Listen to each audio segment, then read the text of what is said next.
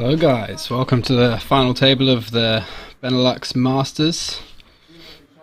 This is at Banco Casino in Bratislava. These guys down to the last 8 players of this tournament. I think there's around 25,000 euros up top, 24,400 something like that. Blinds 100k, 150k big blind with 150k big blind ante. You can see our chip leader there, 134 big blinds. Absolutely monstrous stack coming into this final table. He's got just over double second. So this could be a very interesting one to watch. See how the kind of middle stacks and short stacks navigate their way with this this curious ICM coffin that some of them are going to find themselves in. So it should be a good one. 20 million chips. Huge number of players in this tournament. It was 150k guaranteed. So they got well over 1,000 players. I'll get the exact numbers as soon as I can. Get a bit more information about this.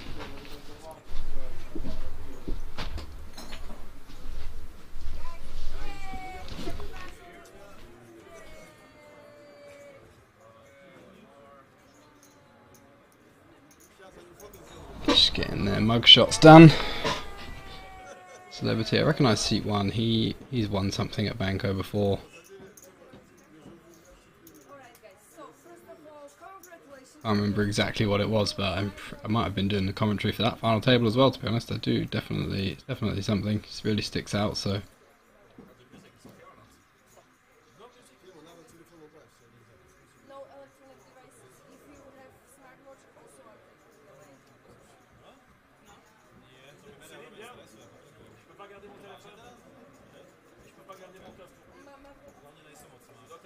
Just sending a message to get some information about the tournament. I didn't get sent it before this started. Got sent some other stuff about what's coming up in the not too distant future at Banco, but nothing pertaining to this tournament in particular.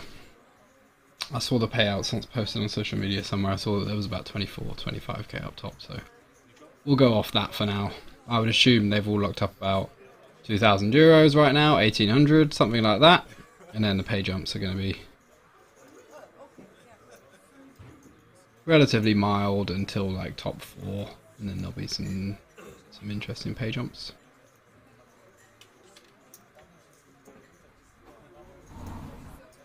Sandor, I think that must be our man. The only name I recognise from that list. Short stack there, 12 big blinds, so not super duper short. Actually a very deep stacked final table on average. When the chip leader has 134 big blinds in a tournament of this kind of buy-in level, you would expect everybody else to have absolutely zero. 10 bigs to 15 bigs, but there's still a chunk of stacks. The average is like 50 big blinds or something, so this could be a nice long one.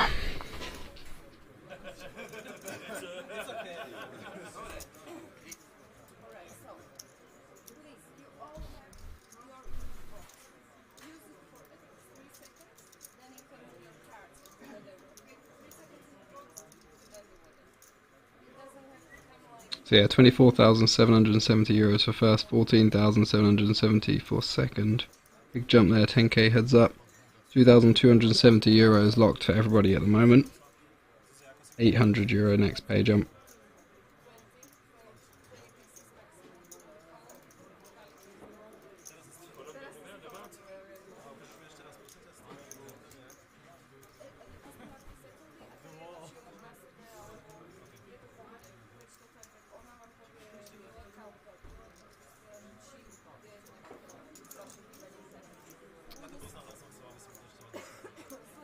This is Mick just giving everybody a rundown of what's the rules of the final table, etc. Making sure everybody puts their cards on the reader and stuff so we can see what's going on.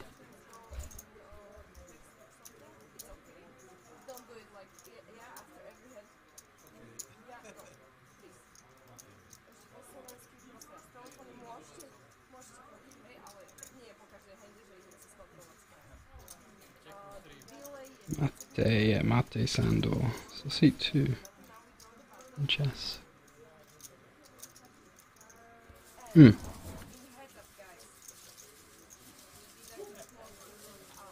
It's saying 8-handed. Okay, there we go. We can give him the right list now. There we go. So, seat 1, Mate Sandor. Yeah, that's our man from before.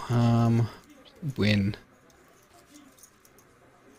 I'll have a look in a minute when we get into the final table a bit. Seat 2, we got Cedric Glinier. Not sure where he's from. See if we get some flags on the screen. Seat 3, we got Pavel Zikavsky. Gregory Pinchas, seat 4. Robin Cornet, seat 5. Jan Repak, seat 6. Stefan Buga, seat 7. And Alexander Veseka in seat 8. Apologies for all those names which I absolutely butchered. Robin Cornet, that was an easy one. So, shout out Robin. Robin, our chip leader there in seat 5. Looks like a young poker player. Looks these days, so we'll see what he's got for us. A couple of other young guys at this table. Youngish.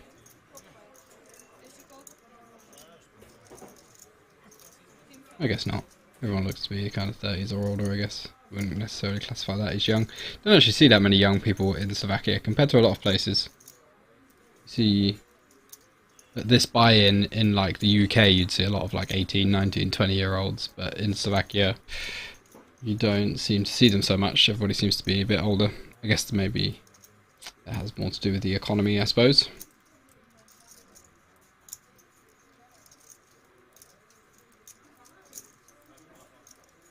Suspense is killing me, guys. Come on.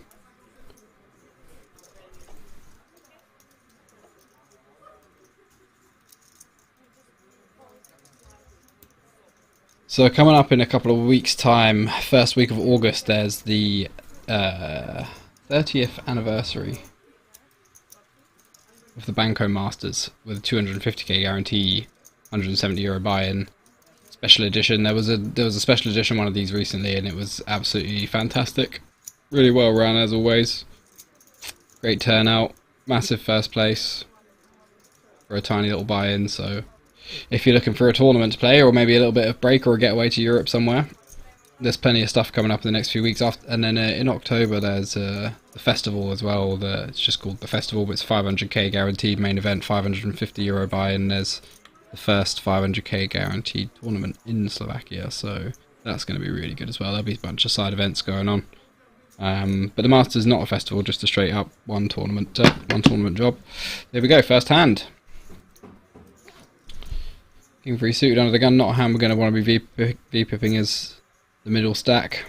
Chip leader could open that one, but +1 A6 suited, much more reasonable hand to be opening. That ace blocker is much more important than the king, and the 3's blocking some of the folds in the blinds and the weaker hands. You don't want to be blocking the weaker hands so much. The 6 unblocks some of those hands the big blind's going to fold, so much better equity, better playability post flop. 3's in a small blind, chip leader. Probably going to see this one peeled. We're around 40 big blinds deep, so no reason to fold this one just yet. Free betting seems very unnecessary, so I think he's just going to want to peel here, try to flop a set.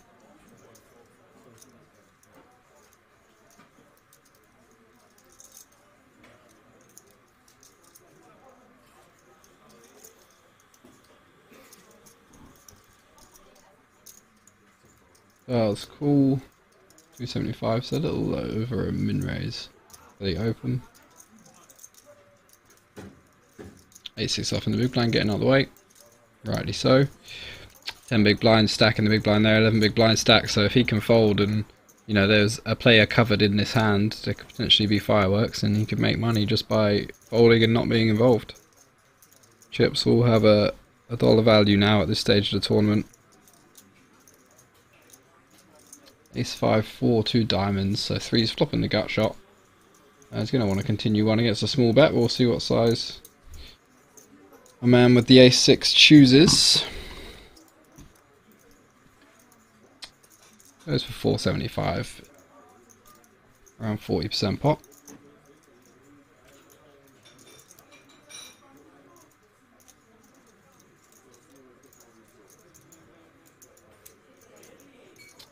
Robin just calling with the 3's. I think this is fine, having our stack and the implied odds.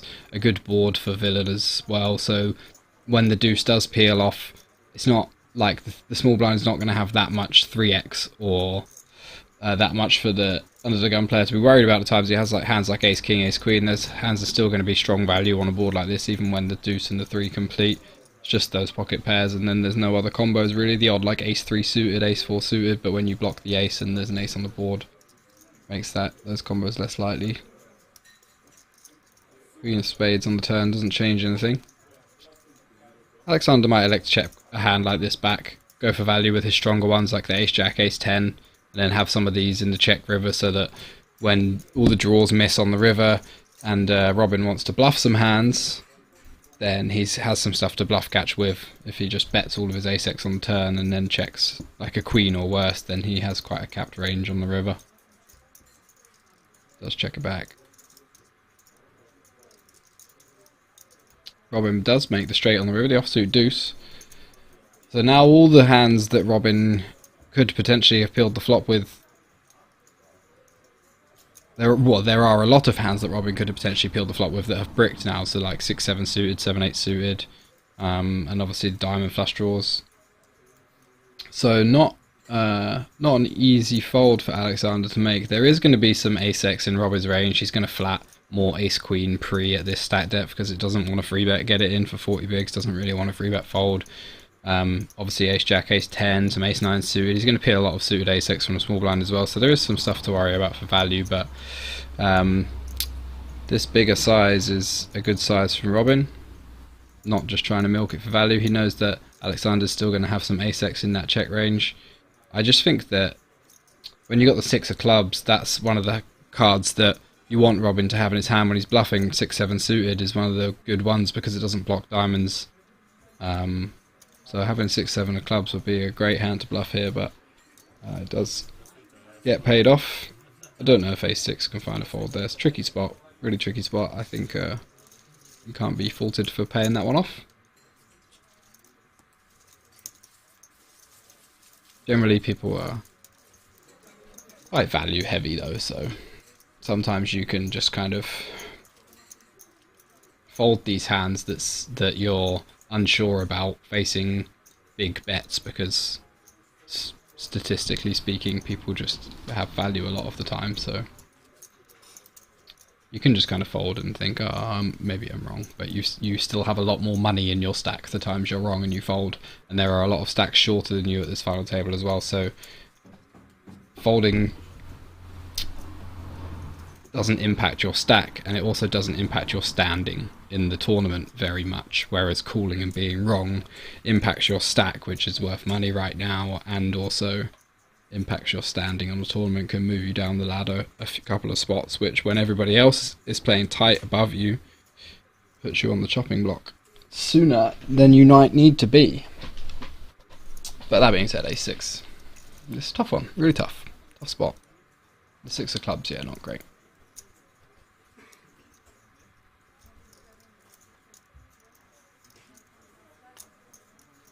But then he also is not going to have too much ace-x to choose from. It's not like he's going to have like ace-king or ace-queen because he bets the turn with those. Ace-jack probably bets the turn, even ace-10.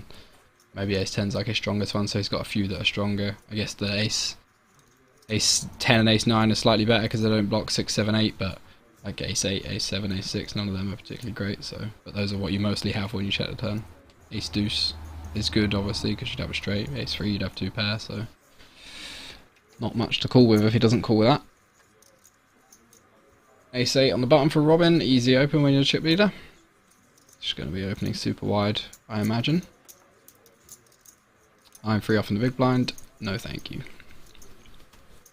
40 bigs, so I've got a few of those 40 big blind stacks knocking around, a couple of 60 big blinds.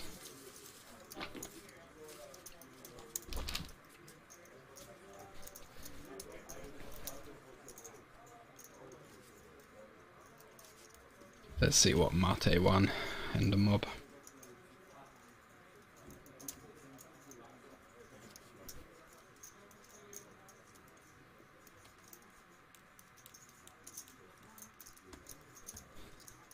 Hungarian, he won.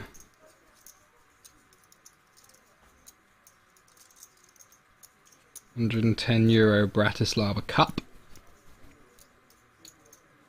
February 22 for €15,000, and then he got second in the Banco Masters in April. That was the anniversary one, so he got second for 23k. Nice score there. So he's had a couple of good scores in these. Flicking through his hand and mob. A few low stakes in Vienna, and the kind of 2014, 2016, 2018. He was just playing those like 40 to 200 euros in Vienna.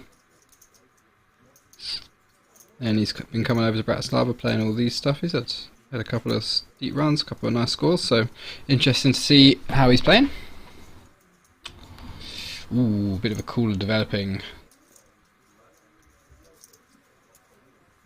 Ace Queen under the gun +1, all in.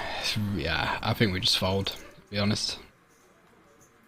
Ace Queen off is just not doing very well against this range that shoves. There's not very much Ace Jack off in there, if any. You'd have to be making a big mistake to be shoving Ace Jack off there.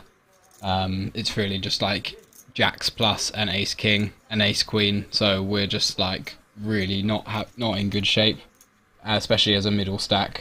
And he's not even the shortest stack shoving, so his range is going to be just like pure value. Never anything like Ace 10 suited or any of that stuff that just gets called or folded. So, yeah, probably just folding the Ace Queen here, but Mate has called it off. Fine in chip EV. Even then, like, you're not loving it, but it's just not enough big blinds really to fold. There can be more pairs in there then, and there can be more like Ace Jack suited and Ace 10 suited that just shove pre. But both ranges are tighter here, so when your range is tighter, you can fold stronger hands. When both ranges are tighter, you can fold even stronger hands. Pretty much drawing dead. Running queens or a Jack 10. Dead. Nice hand for the aces. Great way to start the final table. He's up to around 35 big blinds now. Not bad at all. Mate takes a bit of a hit there, down to about 6.5 million.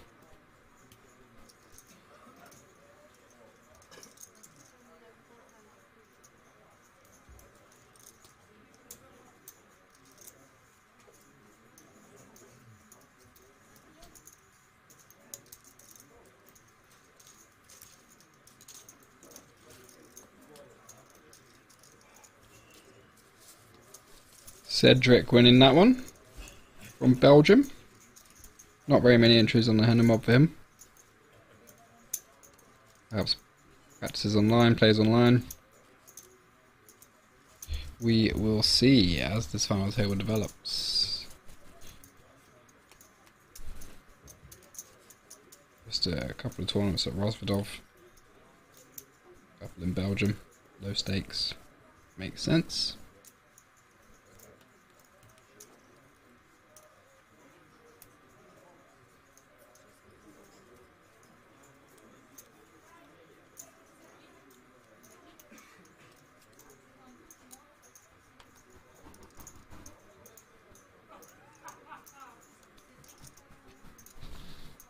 Seven, 8 off under the gun for Cedric. Into the muck. Havel with the Queen 10 off. Playing a pretty big stack, but he's out of position to the chip leader. With no chip leaders behind you, I think this hand would be a fine open. But yeah, I think having a couple of playable stacks behind, and we want the average to be smaller, lower as well. We want the small stacks to be a bit smaller, like the stacks behind to be kind of 20, 25 big blinds there, because then their options pre-flop are a little bit more limited. So, on board with the fold. 10 big blinds in the cut-off, Jack 10 off, yep, good fold, fold. Blind versus blind, King 9 off, just given the walk. Definitely think we want to be calling or raising that one. The King blocker is massive, King 9 very, very playable hand, especially versus like 100% range, which the big blind has. Like, yeah, I mean, even limp fold if you want to, if you're sure, but you can't just give a walk with a hand that strong. Perhaps a little shook from the ace-6 hand, losing a big pot on the first hand of the final table. Never nice.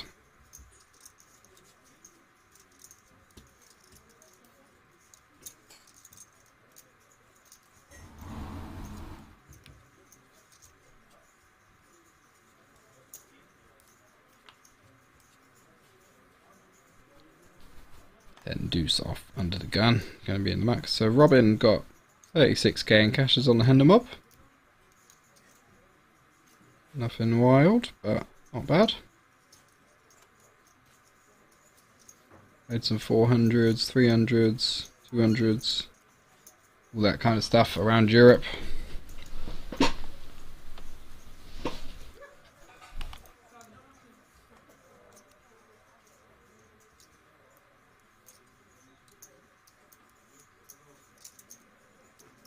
He's 10 suited on the button now for Alexander. He's going to open this one for sure. That makes it 400k by the looks of it. And queen off in the big blind, going to be defending.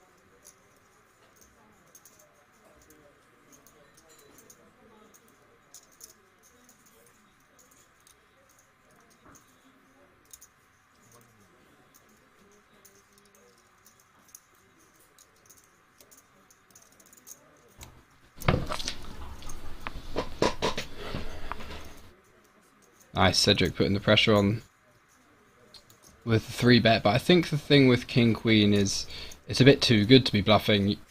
You want to bluff something like King 6 suited that can flop equity when called, but also just get better hands to fold pre-flop. So if the button's opening like King 7 off or King 8 off plus, then King 6 suited works nicely as a bluff because you get a bunch of those King 7, King 8, King 9, King 10 off to fold, and you have better equity against hands that continue, because you're going to continue like suited ace-x, which doesn't dominate us. It's going to shove ace-king, so we're not really dominated that often pre-flop, only by the strong king-x that continues, and he doesn't continue any ace-6 really. So prefer a slightly worse hand, but I like the idea. And then flop, I think we just go ahead and bet the flop. Jack 5-3 rainbow, or Jack 5-3 2 spades. There's a really good board for us to be betting. Because he's going to continue a lot of suited hands and pairs against the 3-bet pre-flop, so a bunch of the suited hands don't have a flush draw anymore. It's like 3/4 of his combos.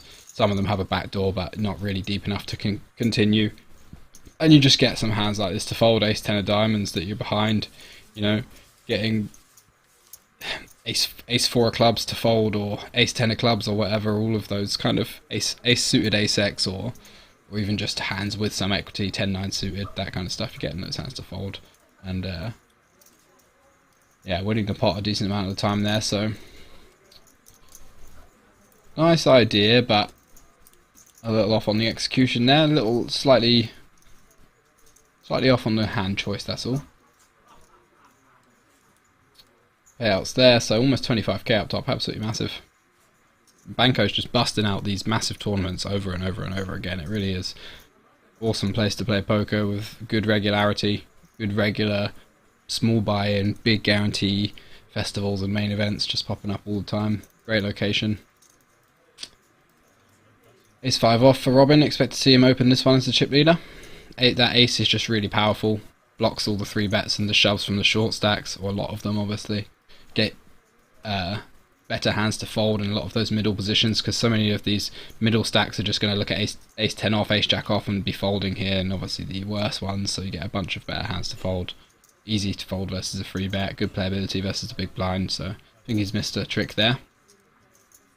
I'll tell you, Jack deuce suited on the button, making it 500k. Putting his foot down with 3.5x. Powell in the big blind, 10-7 offsuit. Gonna want to fold this one.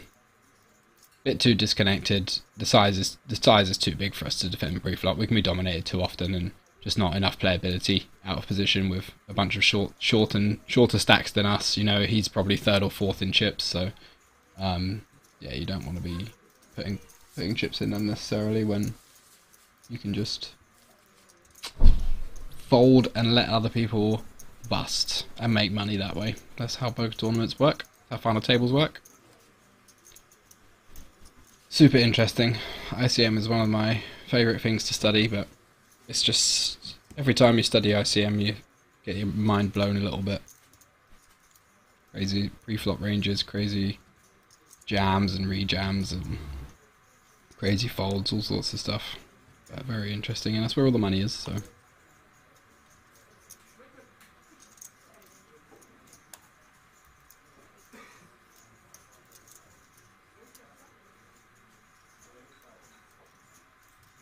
Ace-9 off for Jan under the gun +1. I think we're just a little bit too early with the hand this week. Ace-10 off we can consider. But 8-handed under the gun +1. Still got 6 ranges to get through. Let's go for the shove. Don't hate it. As the short stack, I don't hate it. I think people are going to be potentially overfolding to this as well in a few of the positions. A few too many pairs getting mucked from the big blind. A few too much ace-x being mucked from some of the later positions potentially, but potentially not. Pavel, no, fold. Can't tell if I know this guy. I might do. I need him to take his glasses off, but I think I do. I think we've played together a decent amount, so if it's who I think it is, he's like pretty competent. Bit splashy here and there, but mostly solid. Ace Jack calls in the big blind. Yeah, bad news. Gregory, actually, he's been at a final table here before as well. This is like Groundhog Day. He's been on. What's he been on? Gregory. I just recognise him now. He was quiet last time, but he put on a good performance. It was very fun to watch. So. Let's hand him up. 10-4, no help for Jan at the moment, so just draw into that 9. Gregory with the diamond as well, so should the 9 of diamonds hit on a turn, he's still got the redraw to the nut flush and a gut shot. Or no help, it does offer some opportunities to chop. Polish Cup. Polish Poker Championship. Gregory got second for 43,000 euros. Absolutely love it. King on the river. Does chop it up. So Jan receives a lifeline for that one. Gregory had a few... Again, like same kind of era, he was playing those 30-40 euro tournaments in Vienna, Austria. Had a 6th place in 175 euro, 100k over in Vienna in 2019 for a few thousand euros. Had a semi-deep run in the Poker Code warm-up, and then he won a 20 euro. Well, it was probably more. It says eliminated, so probably a bounty, but first for 4k in May this year. And then 9 days later, got second in the Polish Poker Championship for 43,190 euros. And his total earnings are $61,000, so it's 3/4 of his earnings have come from that Polish Poker Championship. So, interesting to see him play again at another final table. He must be loving poker by now. Can't stop.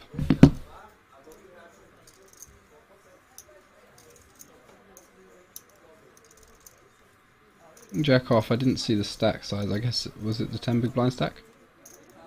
If so, seems fair under the gun. Ace-8 off in the cut-off, Cedric. Yeah, I'd like to see an open with this one. We have a couple of bigger stacks behind, but we've got an important blocker, and we are going to get 3-bet still a decent amount of the time, but we can't just like fold. We can't just lie down too easily. We definitely have to defend some of our range. Like, there's so much stuff we can fold before we fold like a decently strong ace. 7-8 off for Robin in the big blind, facing the open. Pavel on the button with the Queen Jack. Yeah, I think defending is fine here. Been covering, going to be able to put a lot of pressure on post flop. Going to be a lot of boards that favour our range pretty heavily, and just having the big chip advantage goes a long way. 7-4-4, so Robin flopping the best hand. The 7-8. Checks to Pavel. Pavel's got the Queen of Hearts, but decides to check back, which I think is the right decision. 10 of Hearts on the turn brings... So, Robin probably thinks that Pavel's going to bet a lot of his flush draws on the flop. A lot of his hands with a 10 in as well are just going to be like standard C-bets, quote-unquote, like Jack 10 of clubs, just wants to bet the flop and get hands to fold, pick up the pot a decent amount of the time, and, you know, have those overcards as kind of backup equity. So, there's not too much. It's not a particularly dangerous turn. But it does open the opportunity for a lot of these offsuit hands, or like ace-x that check back the flop to have a flush draw now. So I like the decision to lead here for Robin. Pavel going for the raise, which is the best way to play this hand, I think, if we're going to continue. Calling just with the Queen Jack and the 2 overcards. Like, we have decent, okay equity, but The problem is with this raise is you're only really targeting a 7 because I don't think a 10 is ever going to fold. We have to just like blast the river, which I'm on board with if we're gonna like if that's his plan. I'm completely on board with that, but there just aren't very many hands that are going to fold. It's really only a 7. Robin can still have flushes. He can still have 7-7. He can have a 4. He can have strong 10x. So it's quite a strong range, and he's not always going to lead like a 7 on the turn either, so you're really only targeting like a 10, I guess. A 10 or a complete bluff, but our hand just has the equity to call against pretty much everything. Even a 10, Queen Jack with hearts got really good equity, so I think I take it back, I actually prefer just calling the turn. 8 on the river gives Robin 3 pairs.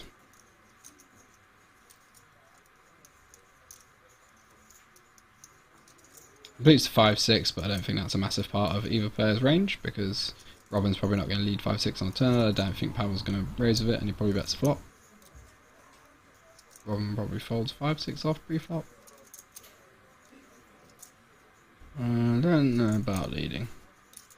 Don't like this because like Pavel can just have a 10 that he raised for value. And then we just don't get value from anything worse. This is just like a pure block. It could be, you know, it's like the kind of fake induce. Pavel might read it as trying to induce another bluff, but I think bluffs don't need any more encouragement, really. If they've decided to bluff already, then they're still a bluff. The 8 hasn't really improved anything, obviously, apart from Jack 9. So, Jack 9 and 5-6, but yeah, I don't think Pavel has 5-6, so nothing really improved. I think just bluff catching is better than putting money in ourselves on the river with 7-8. Pavel not giving off the body language of somebody who has a monster. So I guess he's just going to fold this one.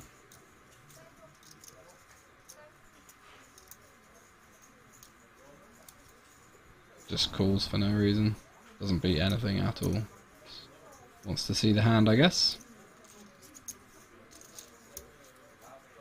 And it is the guy. It is the person, the player I think it is. We've played cash together in a few tournaments this before, but yeah, I think like I said, potentially a bit clicky kind of guy, which we did see there in that hand. Bit fancy play syndrome.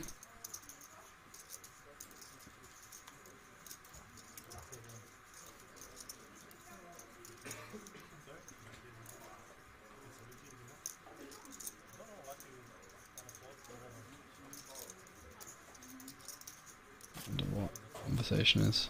Yeah, we'll draw Queen High, and then everybody goes, what do you beat with Queen High? Queen High is literally almost a nut though. I cannot think of a hand that Queen High beats. So why you would call is beyond me, but here we are.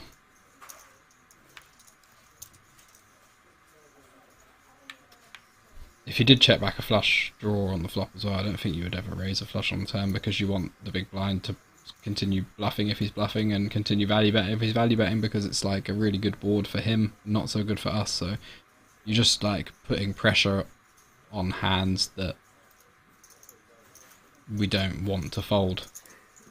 So just an easy call on the turn, I think. Edric in the hijack Jack 9 off. Didn't open Ace 8 in the cutoff. I doubt we're opening this one, but a few stranger things.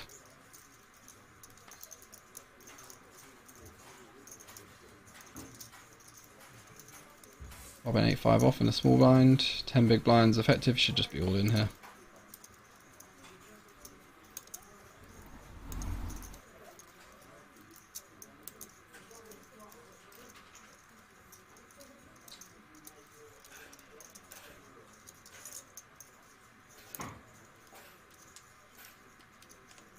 Robin just taking a look at the other stacks around the table. Ooh,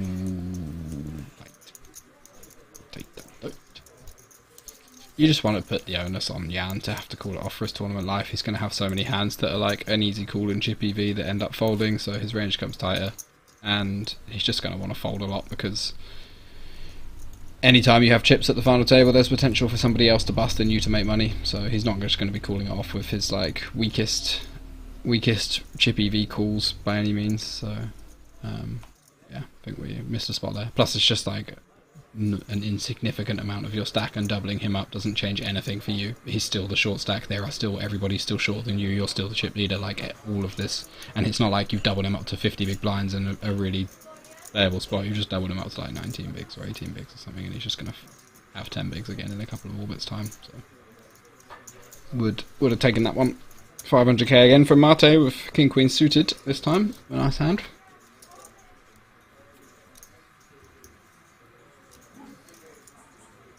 Nothing for anybody yet though.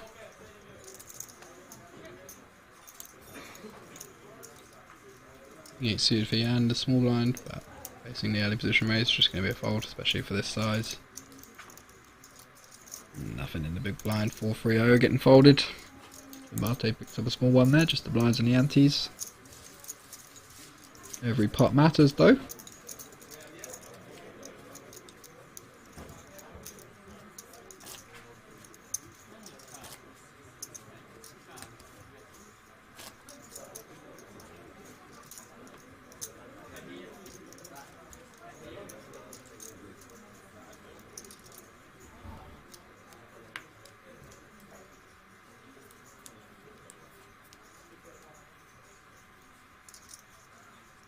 Mate's just going to be binning the King 3, obviously.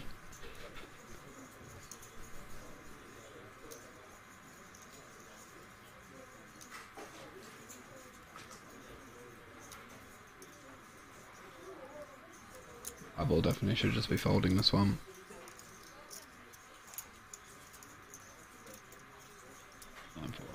No.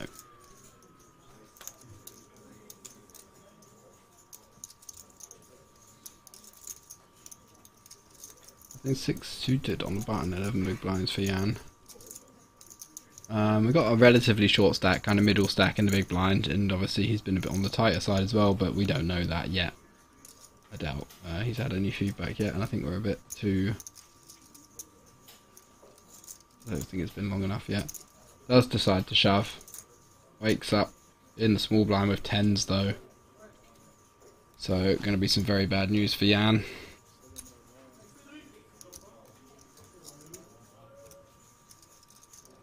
Stefan just checking out Alexander's stack and then reshoving. I think Alexander folded 2 clubs as well. If I wasn't mistaken, I saw Queen 5 of clubs, I think, so not looking good for Jan.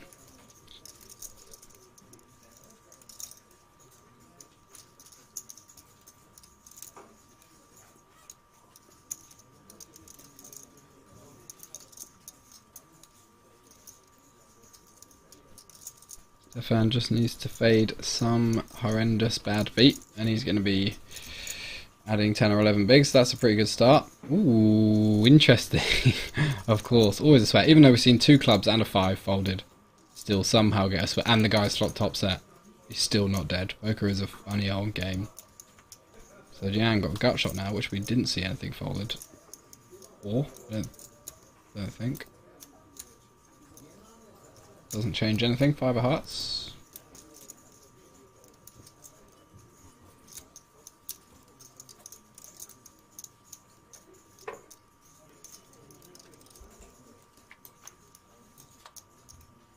Does fade the 8.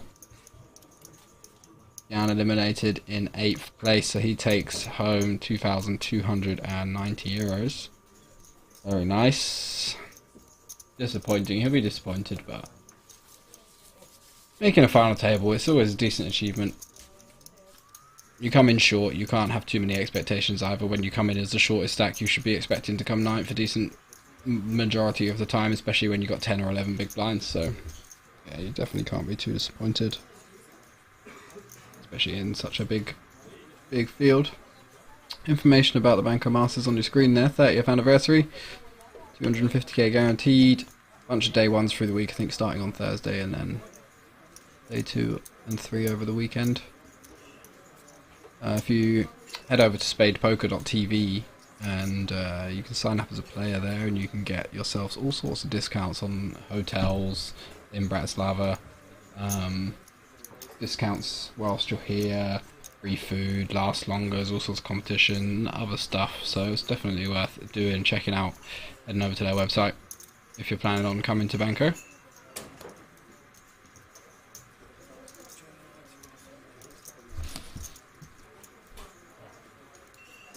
Pavel opening under the gun, we're not sure what with cards not on the reader.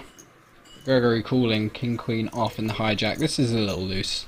We want to just be folding or 3-betting this one. It's not playing particularly well as a flat call in the hijack with 2 players behind you in position and the blinds to get through as well. So nines for Pavel we see now, so we need some interaction on the flop. But no, really safe flop for Pavel. And we're happy with that one. Shouldn't really be Gregory shouldn't be flatting deuces too much, so you can have pocket 8s, pocket 6s, but you can also have like 7s, 5s. You can have obviously all these kind of suited broadways, ace queen off, ace jack off, so there's a bunch of hands that fold that we get protection from. Pavel going for the small bet, 1/3. Just under 1/3. Does get the call from Gregory. Interesting turn card. Gregory got good blockers to some ace-x that would c-bet, but like having the queen of spades is good because don't expect Pavel might c-bet a hand like ace queen of spades, or even ace king with the ace of spades or something like that. So he's got good blockers to potentially start bluffing on the turn, but doesn't. Just checks back and river's the best hand. And again, not much has really missed here for Pavel, especially when he's got 2 9s. 10-9 suited would really be one of the only hands that's missed on the flop. Obviously jack 10 of spades specifically, or king jack of spades, just a couple of combos, but the ace high spades and the queen high spades or the king queen of spades all made a pair. Sets still have a set. We were losing to any other overpairs as well. If he flatted a hand like jacks or 10s, he's obviously not going to bet 5s on the river or 7s. Like there just really aren't any natural bluffs here, so pretty trivial fold for this one.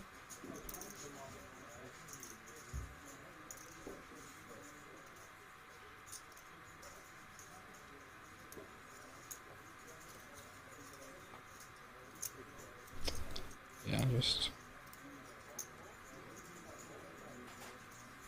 just don't beat anything. Having 2 9s is one of the worst hands we could have to think of bluff catching with. Like pocket 5s would be better because there's nothing that Gregory really calls pre-flop with a 5 in it apart from pocket 5s, which isn't going to bet. But by the time he bets the river, having 2 5s is irrelevant to the board. You're not blocking any spades.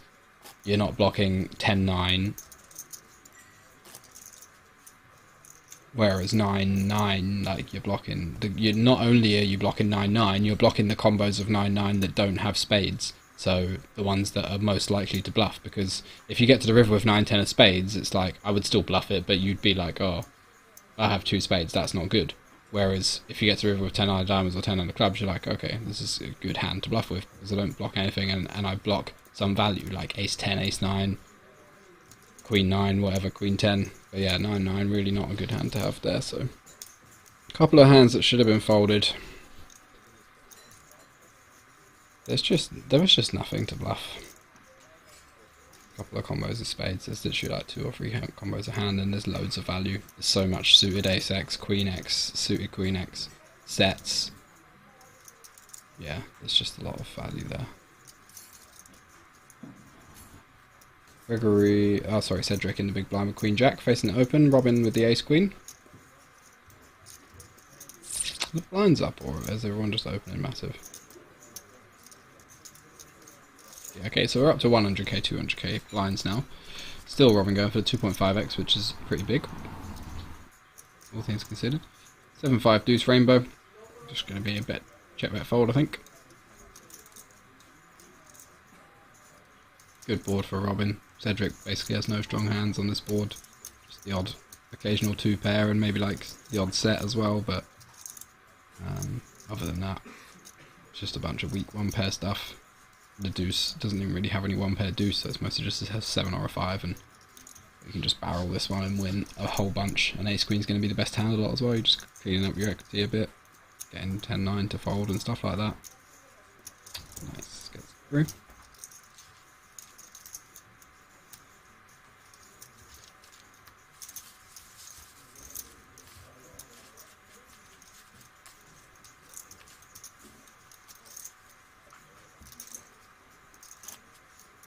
Robin adding to his chip lead.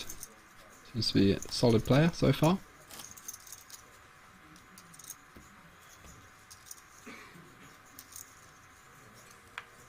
couple of guys lost a bit from their stack. Had a kind of not ideal start to this final table. Mate and Pavel both losing a bit. Obviously, gambling. I think everybody's locked up €3,000 now.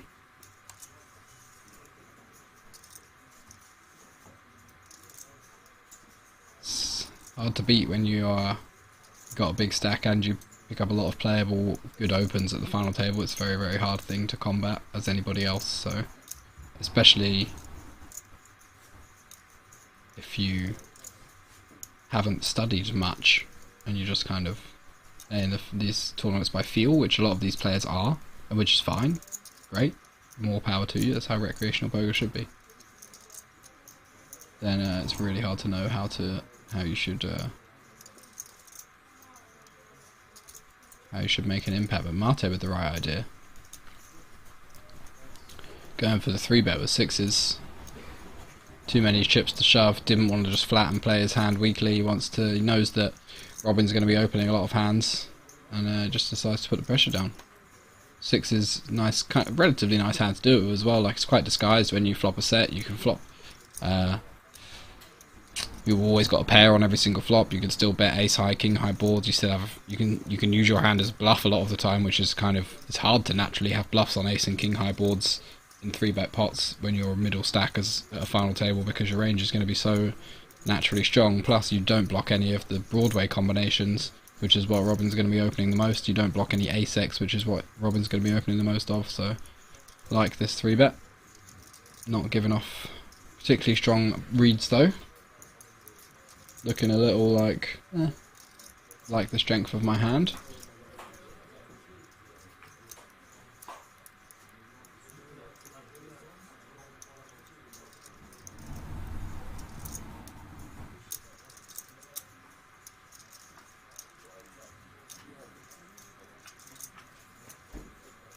Robin does let it go.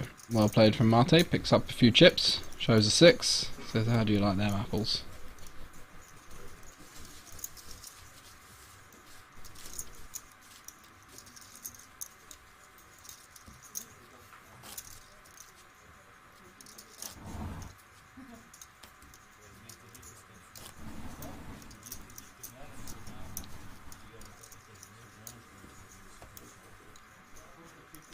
I think not showing the 6 is the play though. Like, you want to be able to get those through. You want Robin to just go, he probably has it, I fold, and then fold again next time. You don't want him to be like, oh, okay, I folded once and he showed me a 6, so, and I've got him covered by 3 or 4 chips to 1.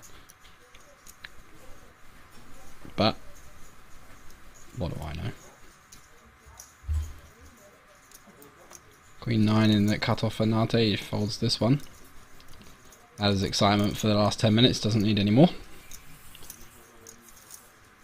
Pavel Jack 6 off on the button. Folding. Gregory in the small blind. 10-8 suited. Oh, in the big blind. Sorry, he got a walk. Yeah, nice. Nice hand to get a walk with. Gregory, one of the middle stacks there. About 7 or 8 million. 7.5 mil. Still absolutely chunks though, 50 big blinds, 40 big blinds. What is it, 200k? Yeah, so about 37, 38 big blinds. It's a lot, really a lot for a final table. 7-handed. And queen off for Stefan, under the gun. Gonna be opening this one. Definitely strong enough. Ooh, that's nitty. The king, they're like, yeah, the Broadway combos are super strong. King Jack off, sure, whatever, you can fold, but King Queen is definitely too strong to be folding. A6 off for hijack, for Mate and the hijack, he folds that one. 5-4. Cedric gonna be a fold. Pavel finds Ace Queen now on the button, 32 bigs, so just gonna be an open. No need to go big.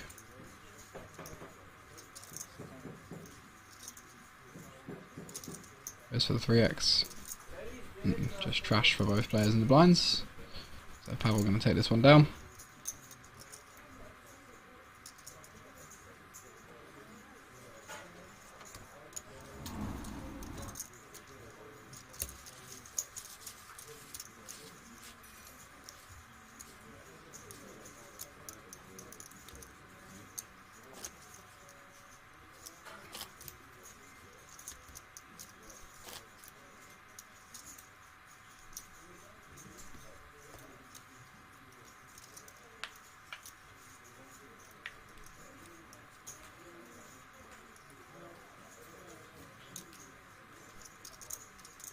Mate is sitting out, doesn't care.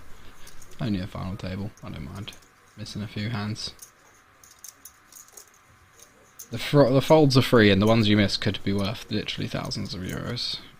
You could just. There's no reason why you couldn't be sitting out for aces versus kings.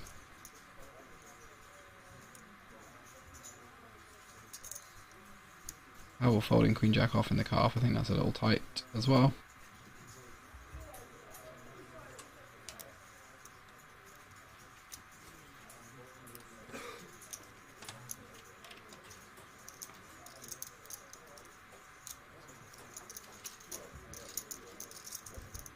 Alex with the mystery hand under the gun, and Stefan defending the 7-4 suited.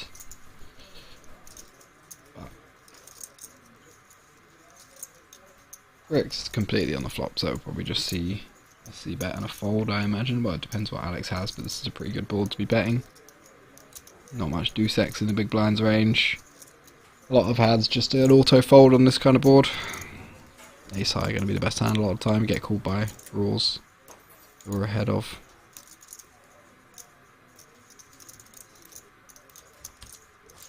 Mystery hand forever.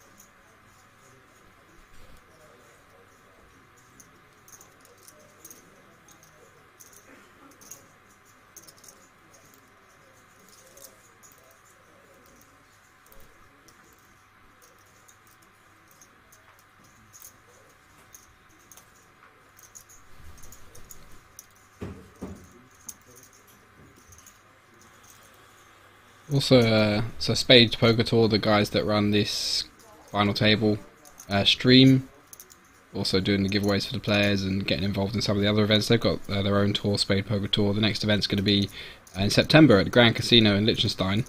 There's going to be more events, side events on top of that, but it's a 350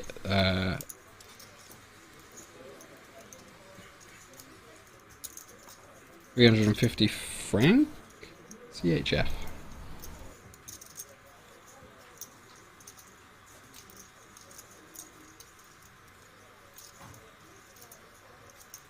Swiss franc, yeah, I thought so. Why Swiss franc? Okay, it's also in the currency of Liechtenstein. I didn't know that. Well, there you go. 350 Swiss franc buy-in and 150,000 Swiss franc main event, guaranteed main event. So that's going to be a good one. But we do have an all-in and a cool situation at the final table.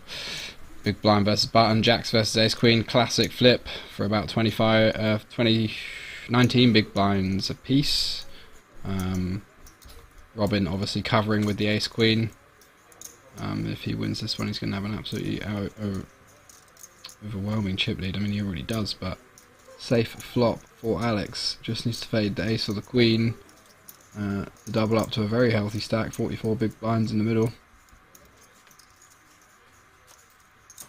Oof, brutal. Ace on the turn.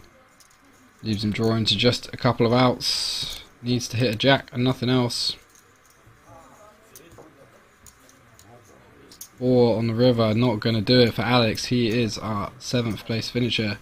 Takes home 3,000 and something odd euros. Not bad, but again, he's going to be disappointed with that one. So close, just a couple of cards away. And Robin got the absolute lottie over there. Absolute lottie.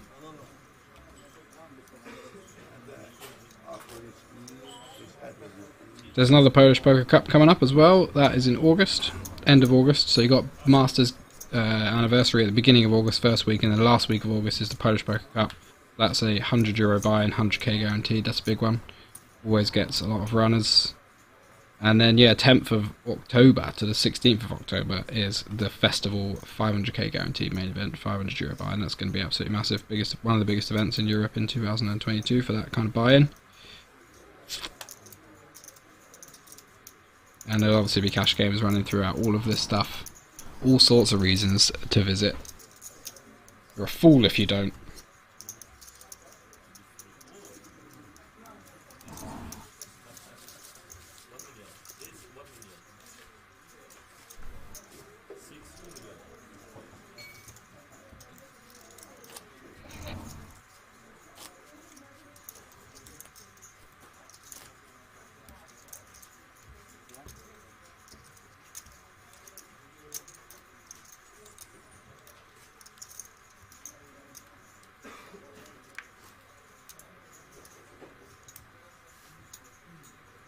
Queen 10 suited for Pavel under the gun.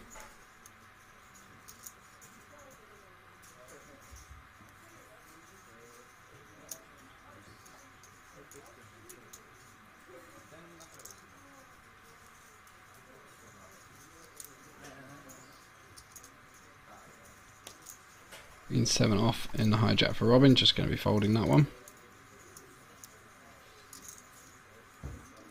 Sixes for Stefan in the cut-off, playing 34 bigs as well, so I think he's going to just peel this one, see if he can flop a set. Ooh, but it's going to be tough, because Malte has the other 2 sixes. Unless the graphics are wrong. How many big blinds he got? 35 bigs. I wouldn't have expected Malte to fold sixes there necessarily. But we'll see. If a black 6 comes, then we know, but there's a chance that he did just have sixes and fold, I suppose. 3-bet sixes last time though, so to go from 3-betting to not calling set mine 35 big blinds deep seems like a big leap. But no black 6 on the flop, so it could well be. King 3-3. Pretty good board for Pavel, obviously. He's going to have quite a lot of King X that opens, but also Stefan's going to flat some King Jack, King Queen, King 10 suited type stuff. But also has a lot of stuff that is not a king, but I don't think we want to always c-bet this out of position. We don't cap our range by checking, and it's quite easy for in position to just continue with a bunch of backdoors and a bunch of pairs, not really pressuring anything with one small bet, and it's quite a hard one to barrel out of position unless we turn a flush draw or an open ender. Let's turn the queen, which is obviously going to be a good hand, the best hand fair amount of the time. So let's go check, jack on the river. I think Pavel should just go for a block now. Bet 500k or something like that, 550. Just trying to essentially save money against a king, potentially get some of those weaker pocket pairs to put some money in. But just goes check. Pavel takes that one down.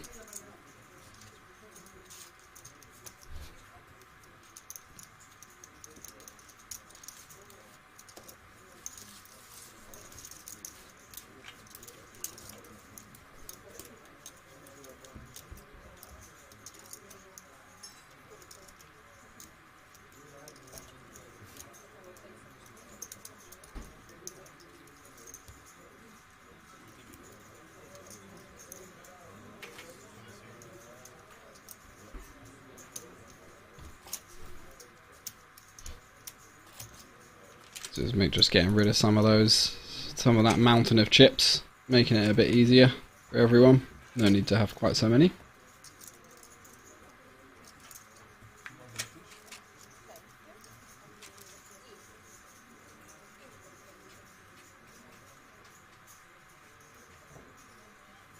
Gregory, the 8-3 suited under the gun, just obviously going to be a fold. Queen 6 suited for Robin in the hijack, probably going to open this one. He wants to anyway, should do. Bit tight, a bit on the tight side.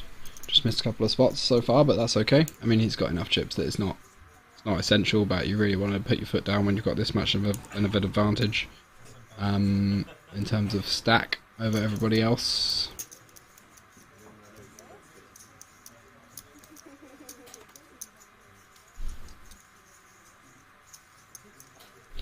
Mate with the ace-5 off on the button, goes for the 2.5x, seems good. Cedric folding the jack-7, seems good. Pavel in the big blind, 37 bigs, so a bit too much to jam here. And it's slightly too good to kind of bluff. Pre-flop, I think ace-deuce off, ace-3 off, something like that is a bit better.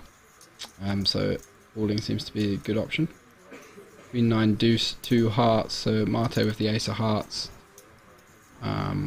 Might elect to check, but no, it just goes for this big C bet, 900k. So what are you going to do about it?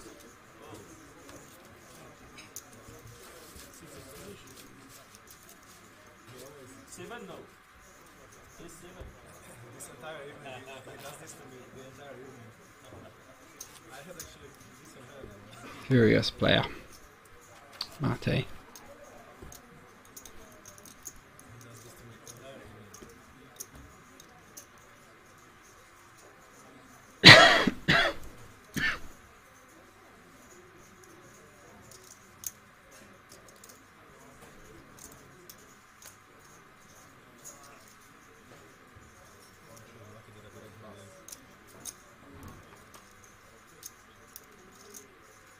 Folding 5-4 suited as a chip leader as well. I wouldn't be folding that one, personally. They found the ace jack off in the hijack. Gonna open 450. Staying about 30 bigs.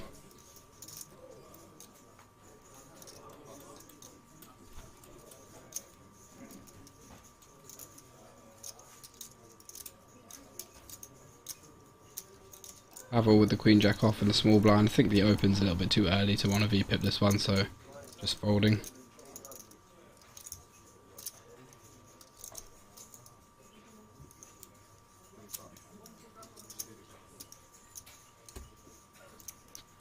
So let's get it through.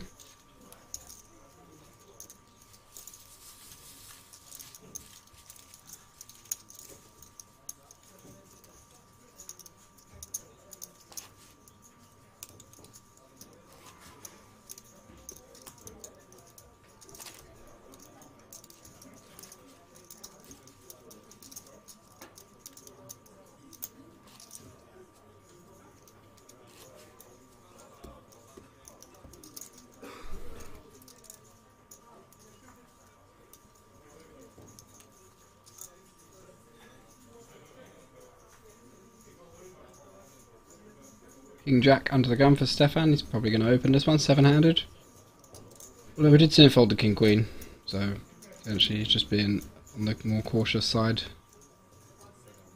Just let it go.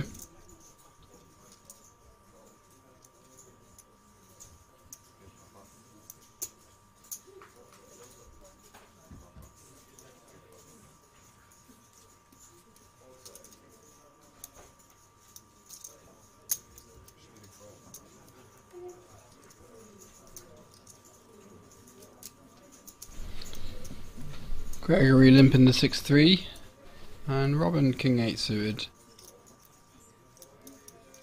He likes to check back, doesn't want to get limp shoved on, I guess, 35 bigs odd.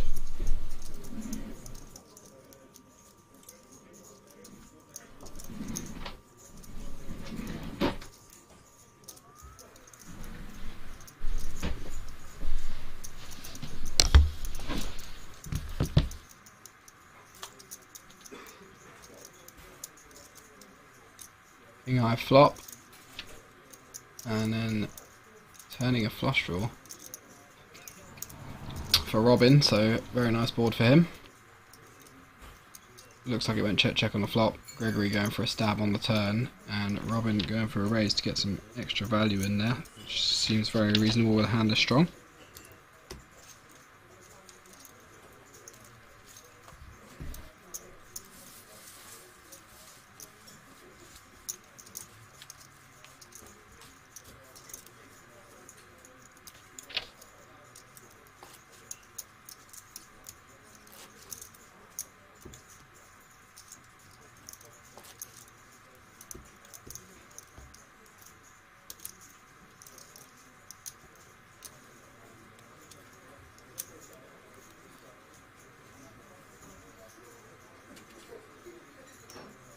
Queen deuce off for Mate under the gun, just going to be folding that one for sure.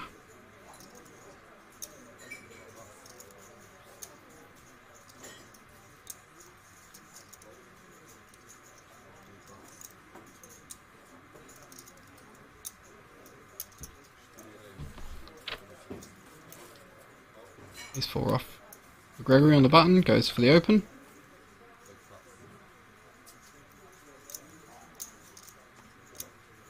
Stefan with king queen off in the big blind.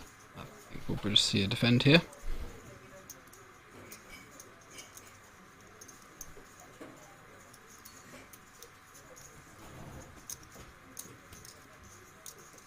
Let's just go for the call.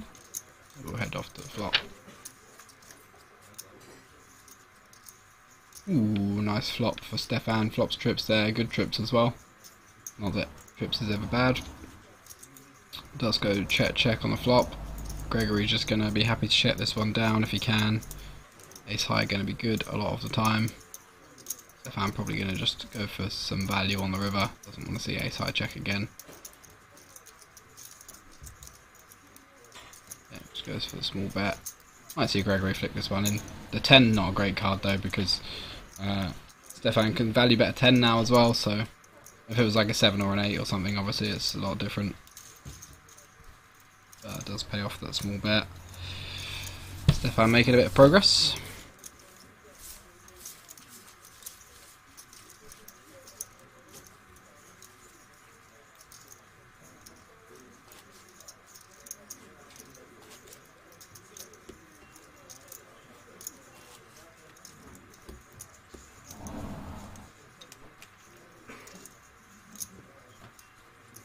So just 6 players left.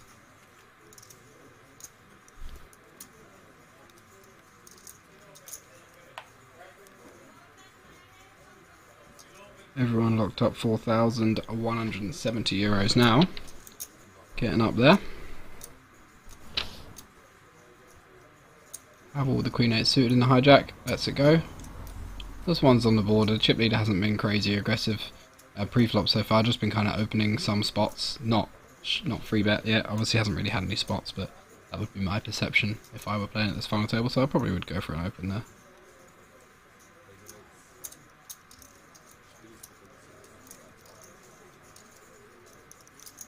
This is on the button. Does go for the open with this one. Let's see what Marte's got in the big blind. King 6 suited, he's going to want to defend. Way, that's very tight. It's very tight indeed. Strong. King 6 very, very strong hand there. Big blind versus button. Just flops so well. The king high boards are going to be ones that button's going to be interested in bluffing a lot as well, so. Wait.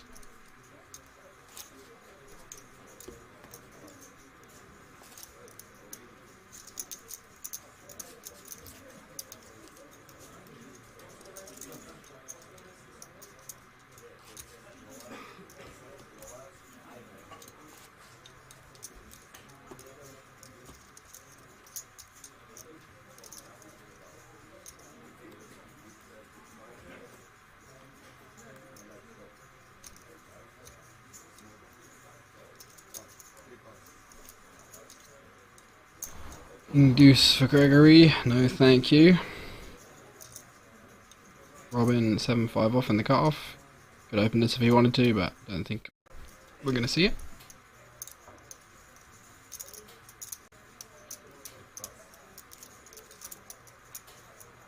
Down 9 off on the bottom for Stefan. He's been on the tighter side as well, so I think we're just going to see a fold here.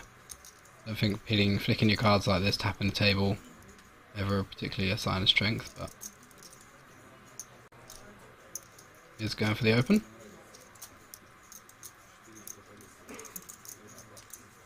Two tighter players in the blinds as well, so I think this will be fine, but Cedric finding the ladies in the big blind. And he's just playing 2.4 million as well, so about 12 big blinds now. So I think we're just going to see a shove here. And Stefan going to be getting out of the way.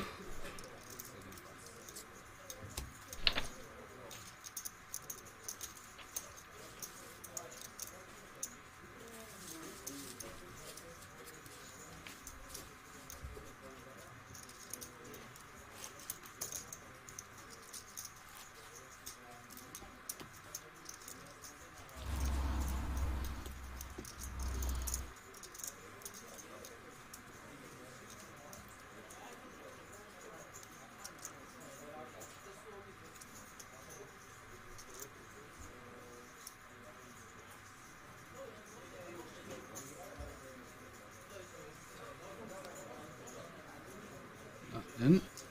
I'm going to fold in this one. Going off, not opening that. A6 off in the cutoff. Lets it go.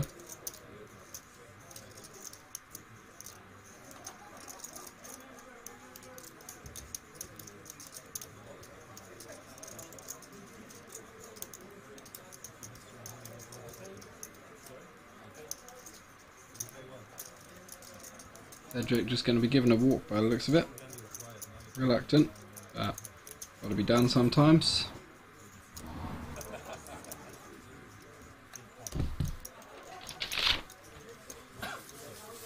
We'll be fine with that. Cedric there in the burgundy t-shirt, your short stack at the moment. He's playing about 14 big blinds after getting the queens through, so not ridiculously short. A couple of 30 big blinds in the middle there, Mate and Stefan. Pavel kind of in the middle, 8 million. Gregory as well, similar stack, so just Robin with the absolute lottie. Like to see him put his foot down a bit more, to be honest. Being a little bit too tight with his opens, you just get so many through. He's going to find it with the King 9 off though, which is good to see.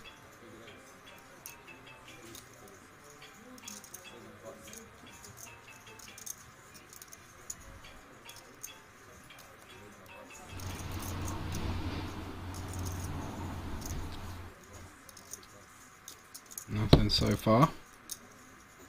Gregory Jack 7 off in the big blind. I think he's probably just going to let this one go. So yeah, Robin takes that one down. Now he's got that one through, maybe he will start realising he can maybe take advantage a little bit more than he has been. But we will see.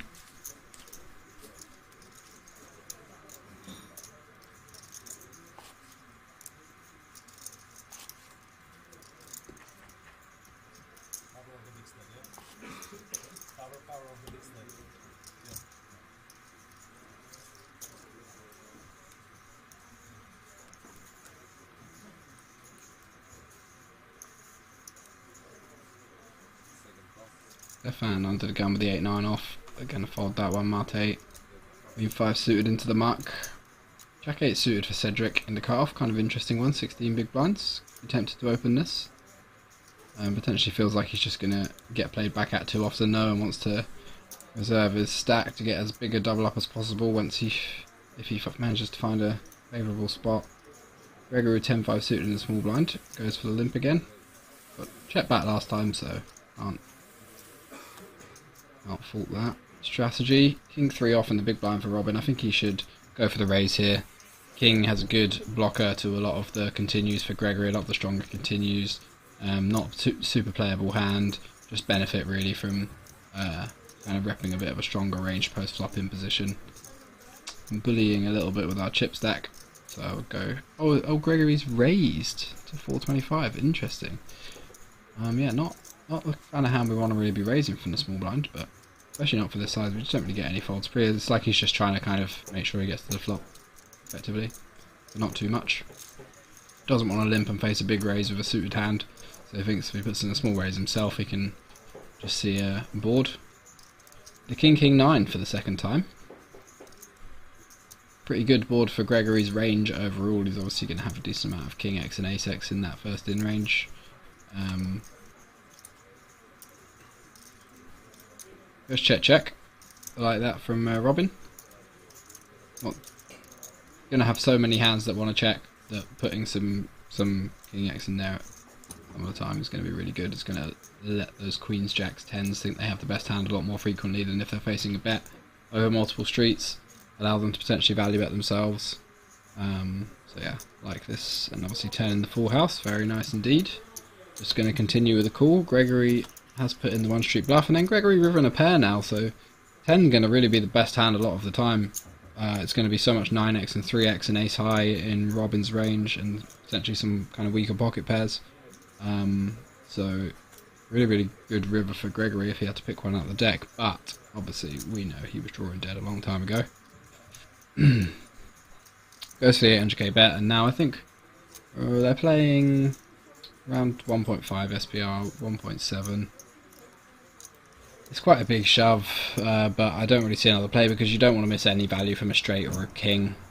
or a hand like pocket nines, pocket aces, pocket queens. You really want to just put them in a tougher spot as possible and get snapped off by all the king X, all the straights.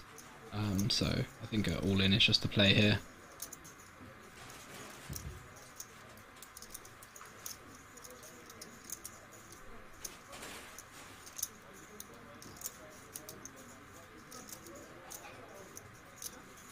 Just making sure we get enough dramatic effect before. That many kings. This is a fine spot to tank a lot. There's a lot of things at play in this hand, so taking a lot of time in the spot actually does make sense. Goes for a small sizing. Looks like 2.5 million, 2.6 million. Just trying to get a little bit of extra value out of a 10, which he does successfully. I think if he shoves, he potentially gets a fold there, so maybe got more value than I would have. I would definitely just go for the shove, I think, but it's a bit of a disaster if we like raise the river not all in and then a king just calls, or if we raise the river not all in and he has queen jack and he just calls or something, or like, yeah, gets spooked with like 9-9 or something, or aces and just calls the river. There's a lot of hands that would call all in that would also call a small bet, I think. There aren't that many hands that would call a small bet but wouldn't call a shove. I think it's really only hands like a 10, jack 10, queen 10. There aren't that many. Even them, they're pretty good because they block a straight and they block full houses. So, yeah. Interesting one. But Robin adding to his massive chip lead. Adds another few million from that pot out of Gregory's stack, so really commanding lead. I think the next closest stack is like 8 mil, 7 mil, and we must have got like 35 million, so absolutely flying. Beat jackpot there on your screen. 76,830 euros. I lose with quad 8s, I believe. So for all cash game players, a bit more incentive. Ace King suited for Mate. Picks up 3 big blinds, chucks them in the middle. Cedric into the muck with the 5 deuce. Gregory not a happy bunny.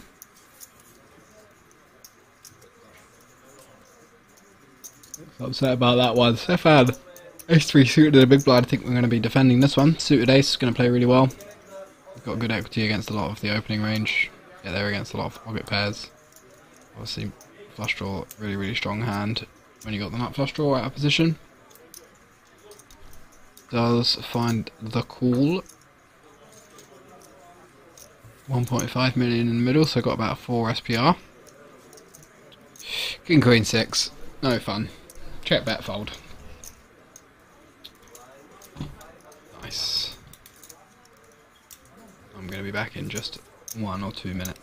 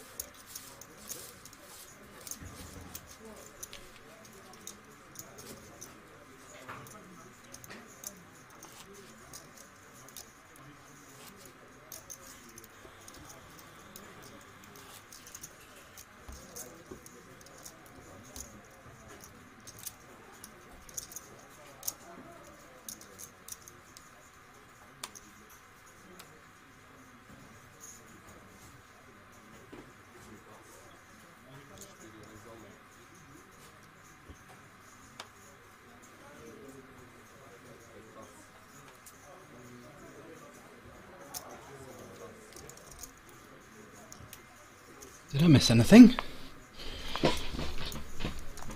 Probably not.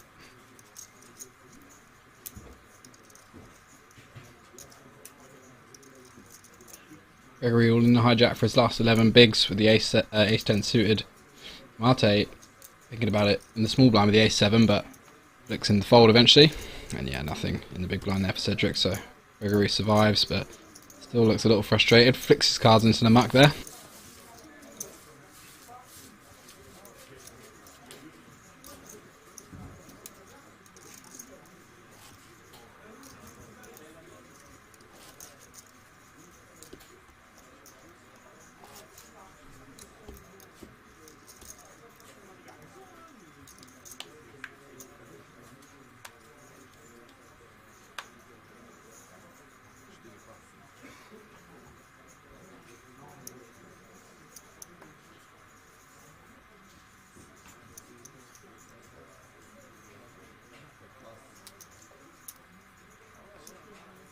Tens for Stefan. And the cut-off, 30 big blinds effective, he's going to be opening.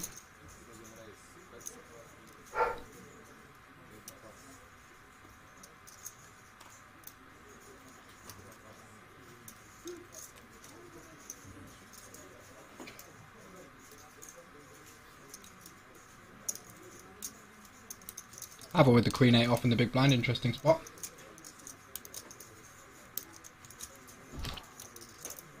I think I'm just going to fold this one with a shorter stack.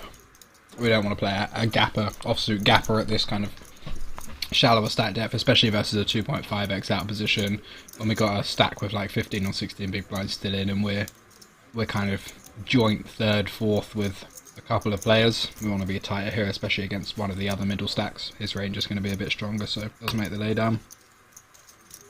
Pretty good fold that one.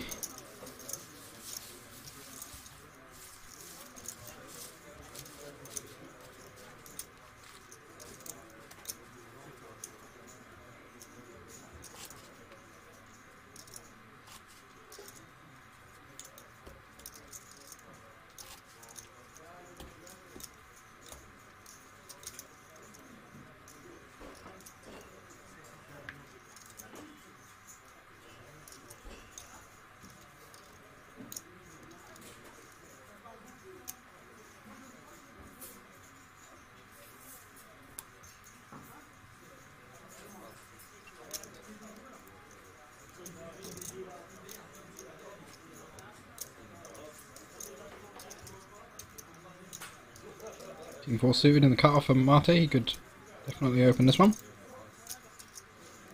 Doesn't. Ace 7 off on the button for Cedric. 13.5 bigs. Think we're going to see an all-in here.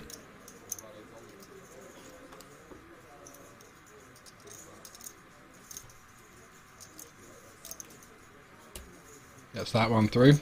Takes some much needed chips away from Gregory as well, so not our smallest stack anymore. Gregory now with 11 bigs.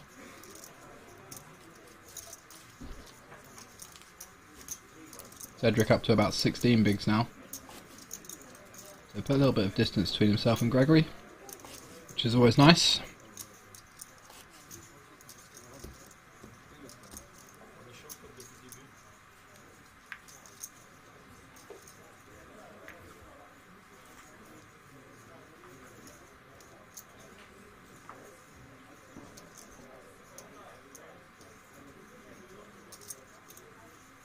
King 10 suited now for Stefan, picking up a few nice playable opens.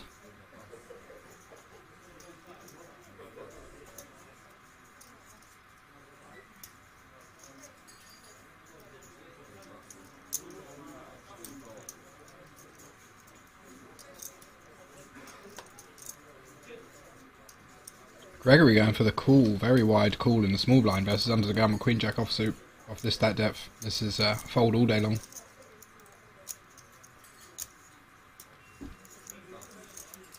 Robin lets the 4 deuce off go, so we go heads up. Could definitely be some interesting flops with these two combinations.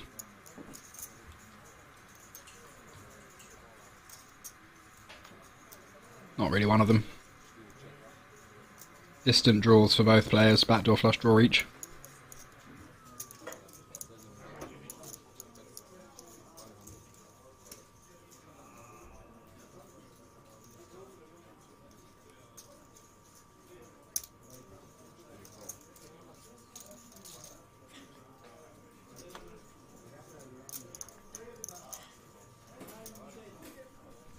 Gregory just floating the queen jack off, out of position on the flop with a bare queen high, and then jamming all in on the turn with just a gut shot. But it gets the job done. It looks like these guys are on a break, so we'll be back soon.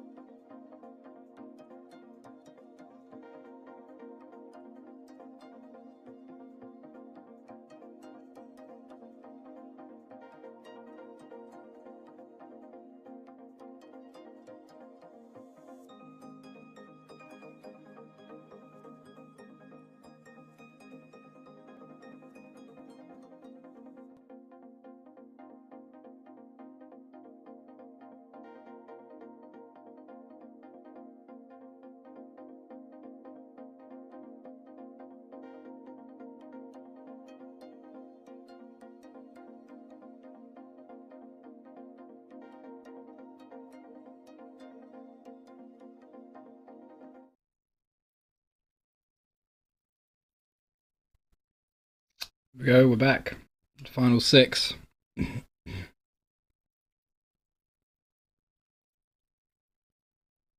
Gregory gets that Queen Jack through. He puts himself back up above Cedric now, but both of them very, very similar stacks. 16, 17 bigs, couple of middles, 28, 34, 43, and then that monstrous chip lead. 170 big blinds for Robin. The absolute lottie, more than everybody else combined. Yeah, more than everybody else combined. Six-handed, that's wild. King 10 off under the gun for Nate. He goes for the open. Blinds 300k now. Cedric moving it all in. So those big blind counts would have been wrong actually because the blinds have gone up. So.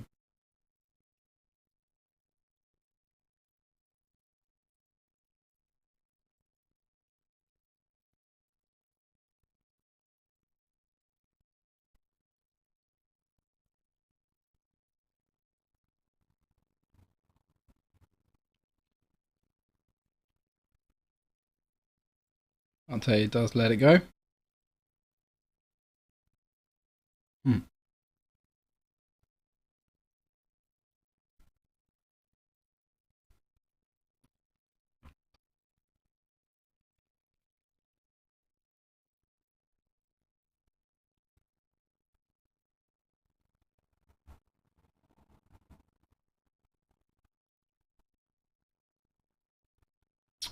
Those are the remaining payouts for you. So top two are going to be getting 5 figures, 15k, 25k respectively.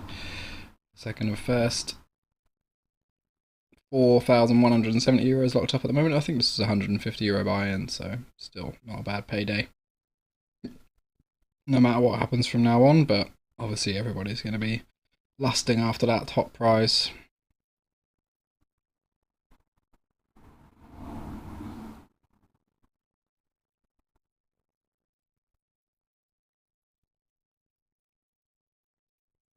Ace 7 off on the bottom for Robin. Definitely going to be opening this one. Both blinds got relatively shallow stacks, so the ace blocker really, really powerful. Blocks a bunch of those jams, rejams. And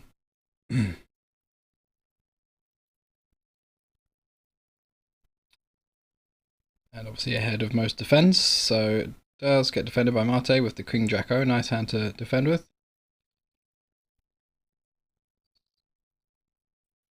King High flop as well, so very, very good flop for Mate. Expect this one to go check bet. Cool.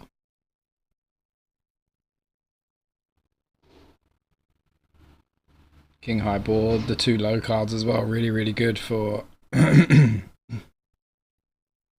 Robin. I'm really surprised he didn't go for a c-bet there. We just have a range bet on a board like that. The 3 and the 4 mostly miss Mate's hands a lot. He's going to not really defend that much, like Queen 4 off and stuff like he normally would if it were chip EV, or he normally should. Robin does pick up a gut shot on the turn. Ace high could still potentially be the best hand if Martes decided to bet some kind of 5x, some 7x himself, some flush draws. Got 2 overs against the 6. And got that gut shot as well. Ace also overcard against the king. So pretty good hand to continue with.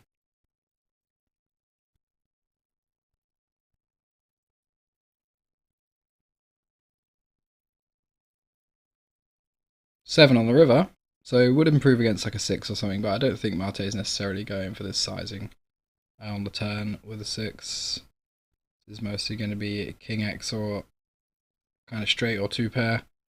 Mate just coming in for an absolute bomb on the river. Half pot when the 4 card with the 4 card straight on the board.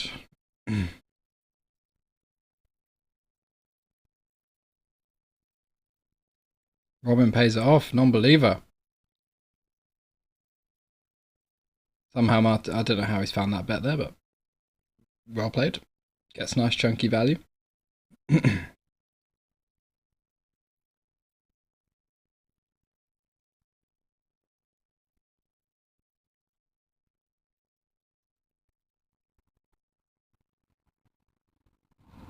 First one to take a little chunk out of. Yeah, Robin's stack there. But still got plenty, obviously.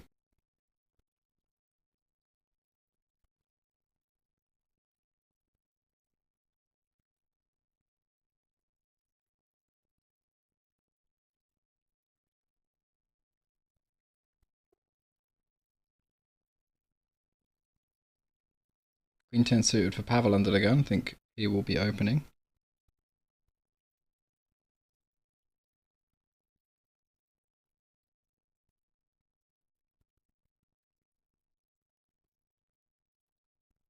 Like 700. Ace-7 suited for Robin in the big blind. In the cutoff, sorry, he could definitely go either way here. Wouldn't hit a call with the short, relatively handicapped stacks behind.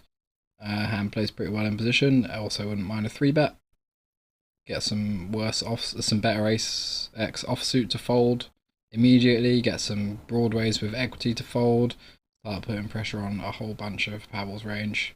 And that ace blocker really nice, blocking 4-bet jams. Looks like he's just going for the call.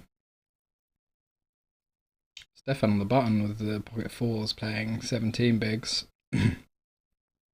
Probably just wants to fold this one, I think.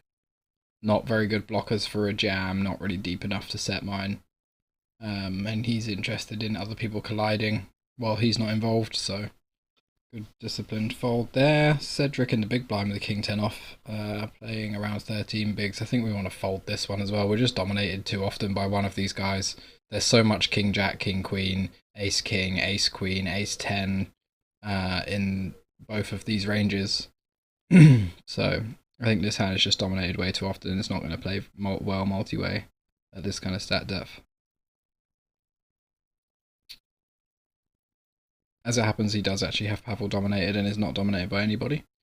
But I think just in general, Queen 10, King 10, Queen 10, Jack 10 suited, they're the only ones that we dominate. There's no offsuit, and 10-9 suited. Ace 10 deuce, so a pair for both. But Robin with the best of it. Pavel checks. Goes check check. Seems fine. Jack on the turn. Probably just goes check check again, I think. Or maybe check and Robin goes for some value. Tries to get called by those King 10, Queen 10, King Jack, Queen Jack type hands.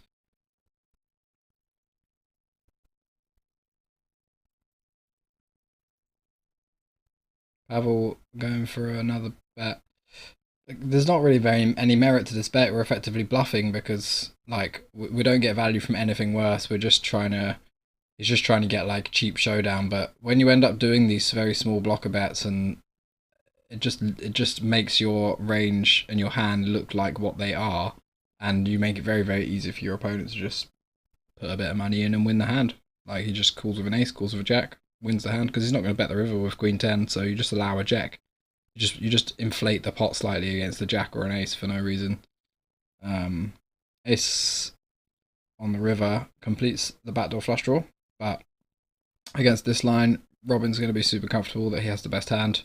Pavel has basically nothing better in this line. Just has what he looks like a lot of the time. King, queen, King, jack, Queen 10. King 10. Loves paying it off as well. There's literally, again, there's another spot where there's literally just no bluffs. Could be the third time he pays it off when there's no bluffs.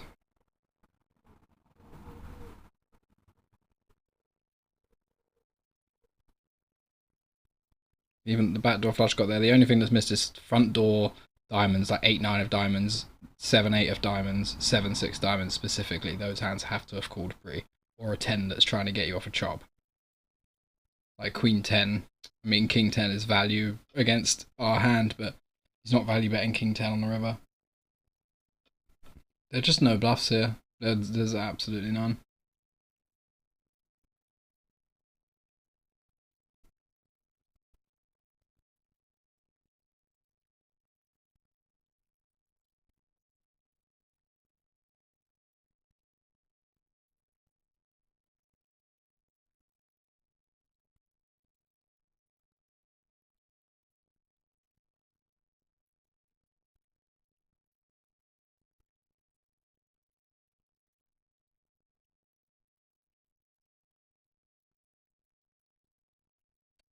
Looks like Robin's called time, which seems fair for such a tiny bet.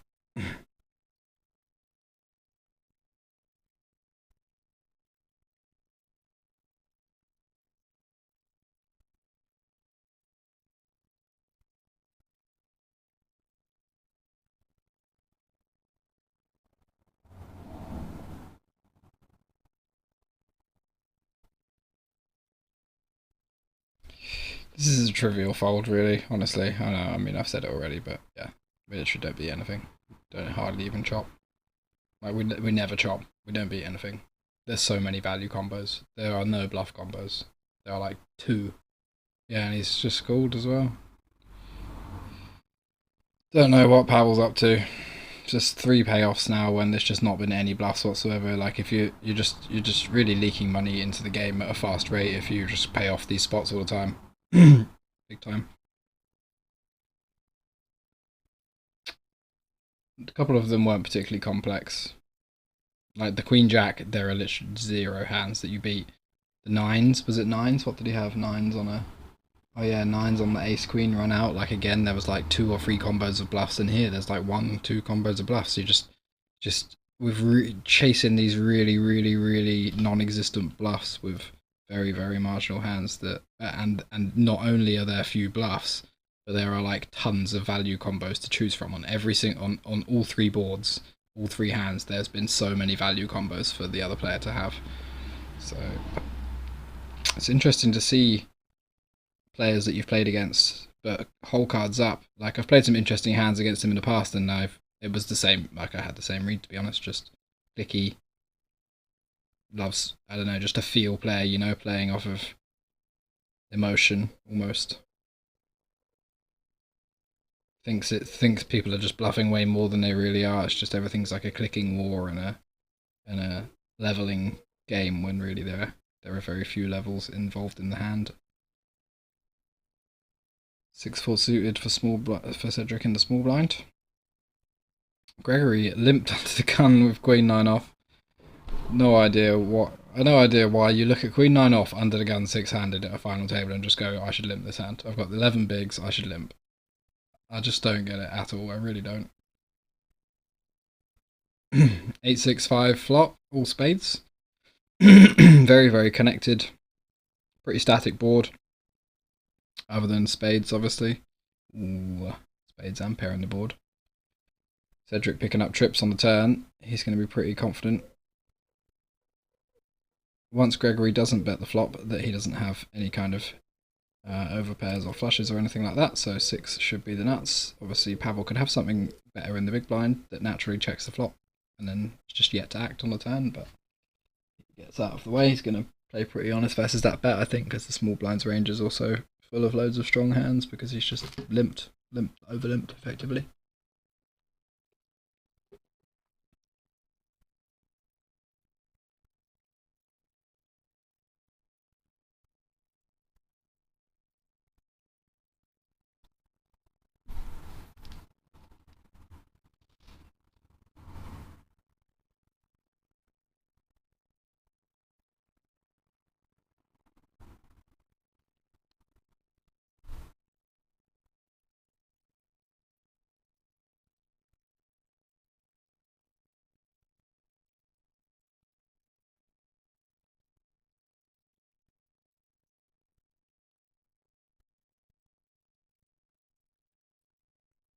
Jack 10 off on the button for Cedric.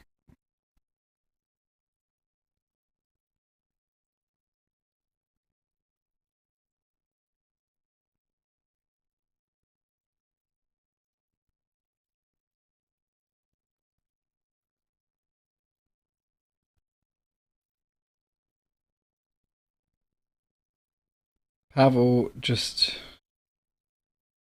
jamming blind on blind. Okay, fair enough.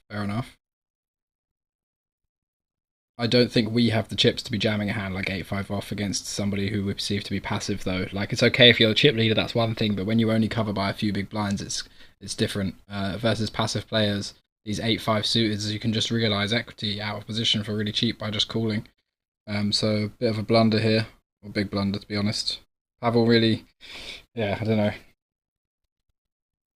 I don't want to be too harsh on him, but yeah, has made a misstep in every hand pretty much. Gregory finding herself an easy double up there.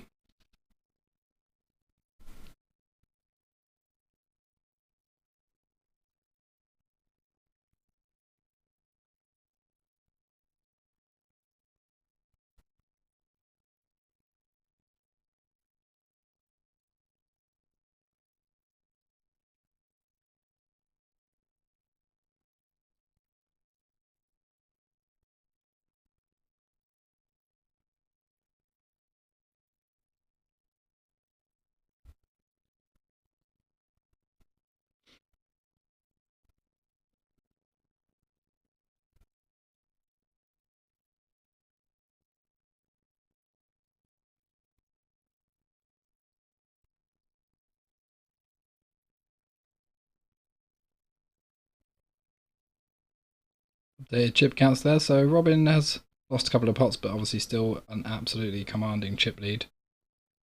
And Pavel now the short stack after losing that one, down to just 5 bigs.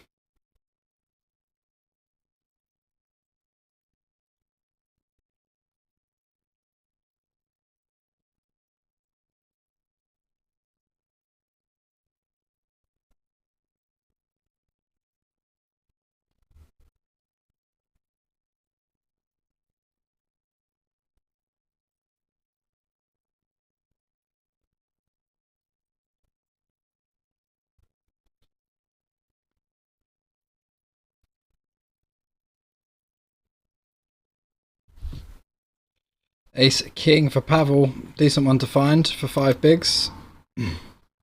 He's all in on the button. Gregory in the small blind, the King 8 suited for 5 bigs. He's contemplating it, but I think inevitably just want to fold this one. There's too much King X that dominates and Ace Highs in the range. But wow, Gregory reshoves by the looks of it into the big blind. Like, this is again just a bit of a suicide mission, because the big blind can just wake up with a strong hand and there's nothing you can do about it. It's not like he's super pressured to fold. He's got 35 million chips. You don't even have an ace in your hand, so it's a very big risk.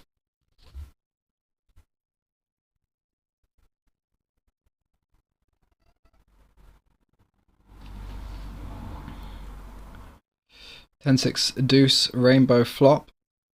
Gregory with a backdoor flush draw, backdoor straight draw, but Ace King is still the best hand at the moment. Queen on the turn. Pavel picking up the gut shot, but doesn't really change anything. Was ahead anyway. Just needs to fade an 8.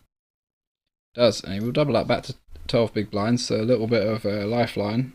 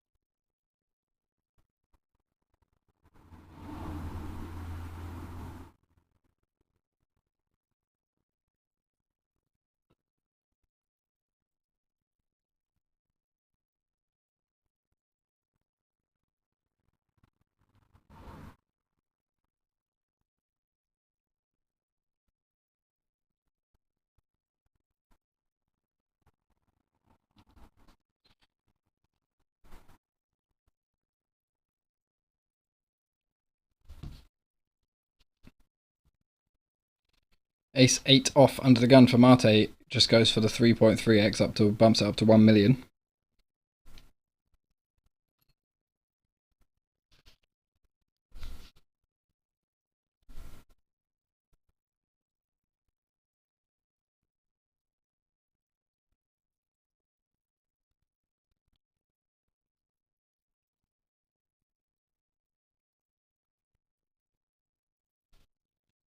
Pavel in the cutoff with the 6s, facing the 3.3x, but he's seen Mate open a bunch. It's not like he's been really tight and he hasn't opened very often. He's opened quite a lot, and he's opened this size, or like, yeah, a big size pretty much every time, so I don't think we should read very much into the sizing. And yeah, 6-handed though, it's still a tricky spot.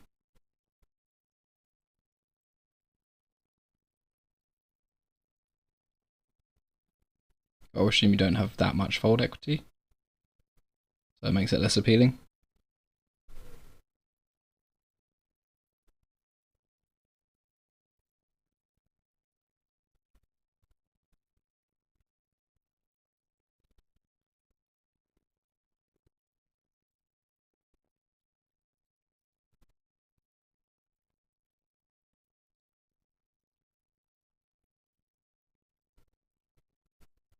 Couple of ranges behind to think about as well. Does let it go. I think that's fine.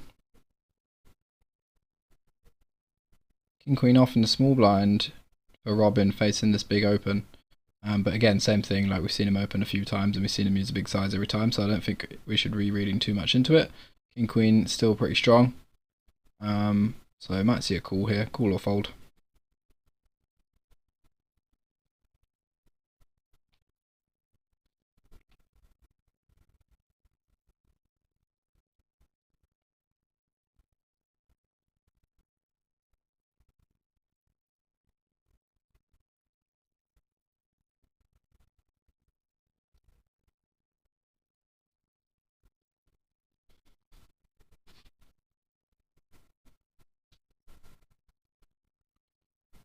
Does elect to peel. Big blind gets out of the way. Off to the flop. Wow, that's a very, very fun flop. King 8-8. So obviously Robin going to be concerned about ace king, but other than that, there's really not too much to be fussed by. Ace king aces. He's not going to put very much 8x in a range that Mate opens 3.3x under the gun. There's basically none. It's like quads. Ace 8 suited, like we're not going to assume he has ace 8 off.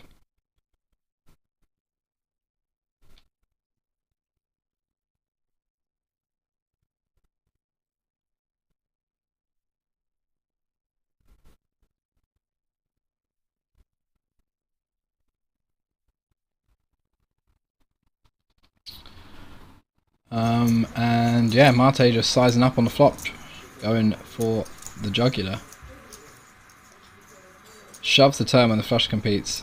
See, this is where the problems begin. Like, so far so good, but when the flush completes on the turn and then you shove, you've got to think how that looks to your opponent. Like, if he has a hand like King 10, King Jack, King 9, which is the hands that we beat that he calls the flop with, like, he's called a 3.3x pre and then a massive bet on the flop. He doesn't have, like, pocket 7s anymore. He has a king, an 8, or a flush draw. So when the flush draw completes and you shove, to him that looks extremely strong, and his weaker King X, King Jack, King 10 I think is an easy fold, to be honest. And then like King Queen, you're almost forcing everything better to fold. I think King Queen is honestly going to end up folding.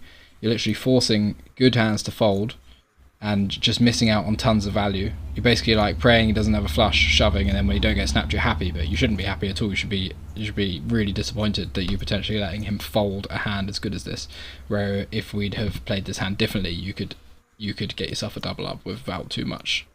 You know, maybe not every single time, but we could win a decent amount more chips than this. If he folds here, this is an absolute disaster for ace 8. Like, we got a decent amount of money in first, so that's one plus side, but yeah, Robin in a really tough spot. No heart either, so he doesn't block a hand like Queen Jack with a heart. But does Mate open 3.3x under down with Queen Jack off? Or is it mostly suited hands, pairs, ace highs?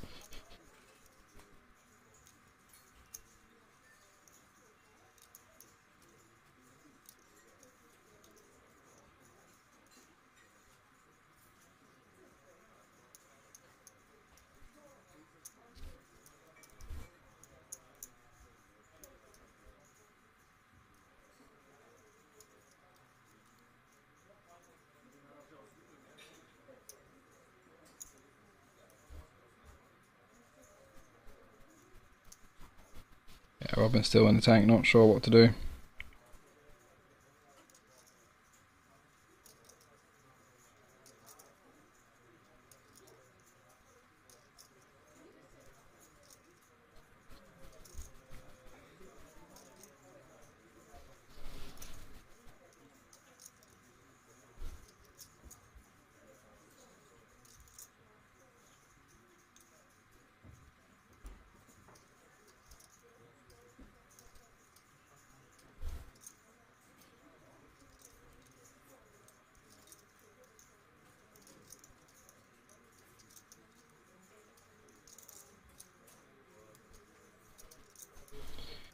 Still deep in the tank for Robin. It is a very, very tough spot.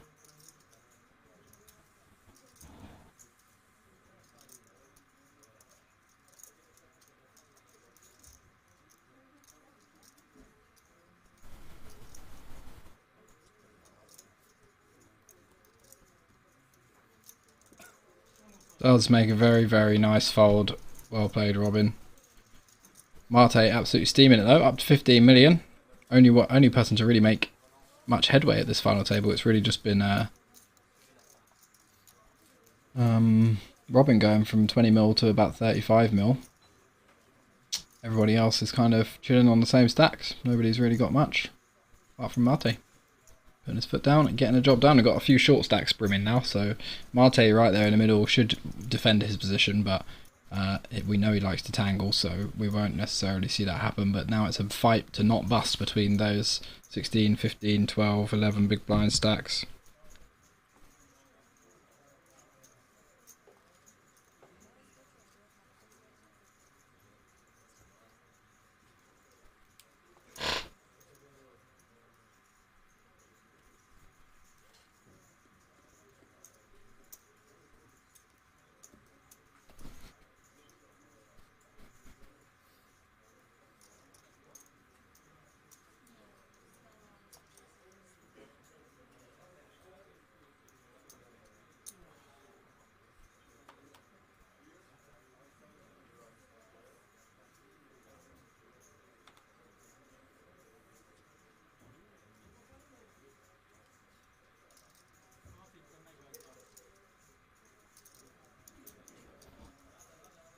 King 9 suited in the cut-off for Gregory.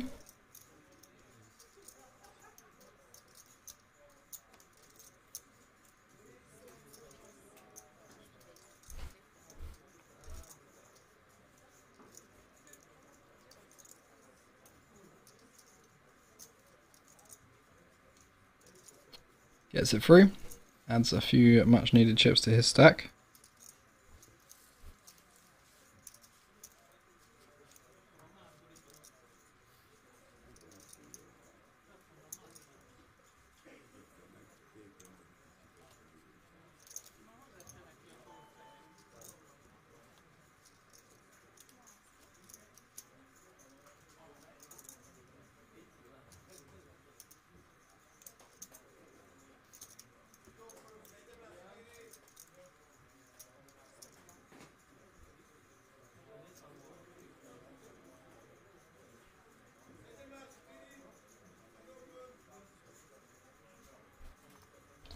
Kingies for Pavel, playing 12 bigs.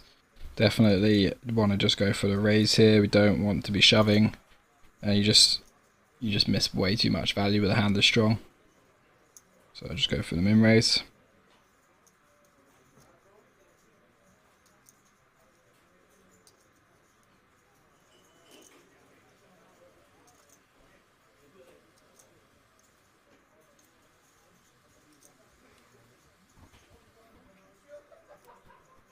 Does decide to just shove. I think, yeah. This is it is a mistake, really.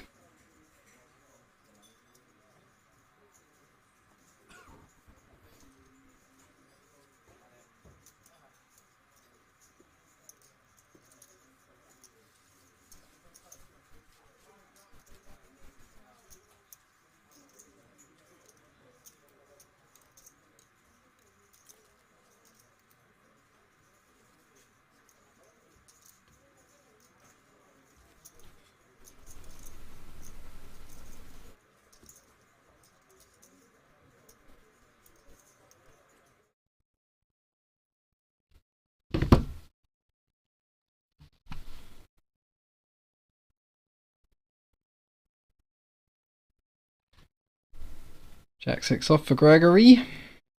Into the muck.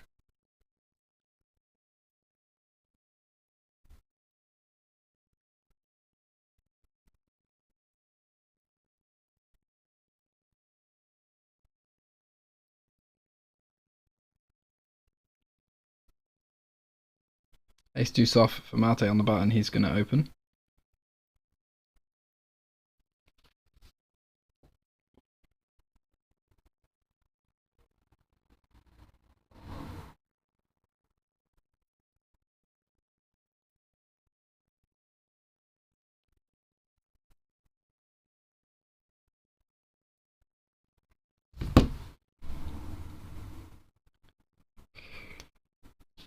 Gets it done.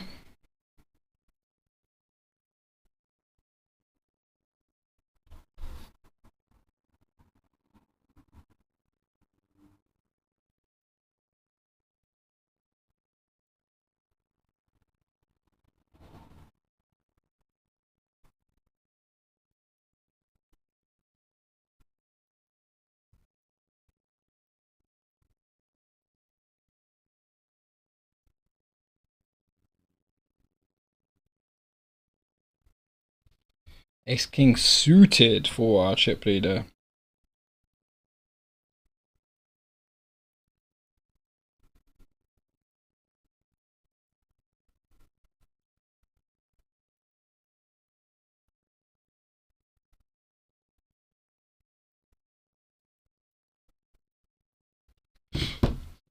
King Jack off for Pavel in the small blind, lets it go. And 8s for Gregory in the big blind. Goes for the jam. Oh, goes for the call. Sorry, I thought I saw him say all in.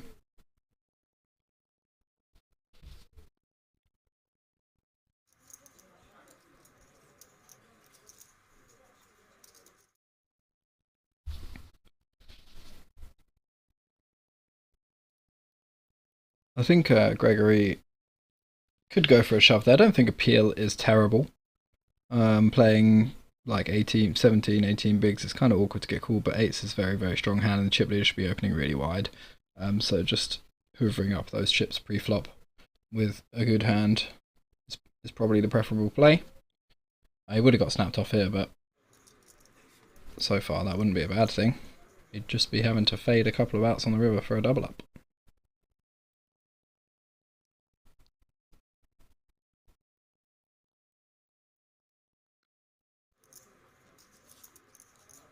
Six on the river, doesn't change anything.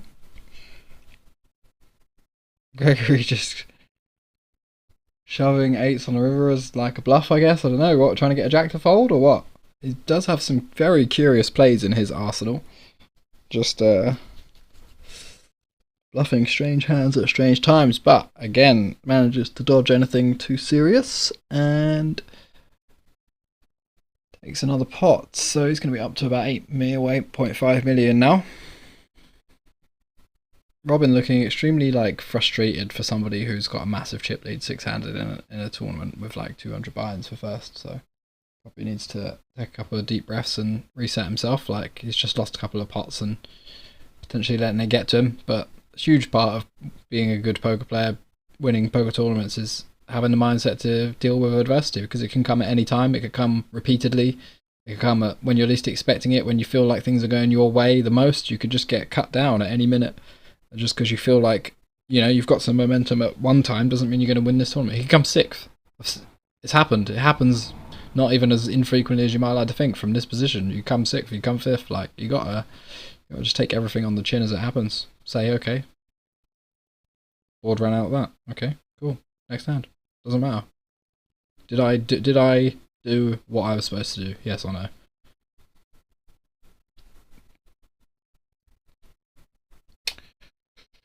Cedric all in the cutoff, 13 big blinds with pocket 10s.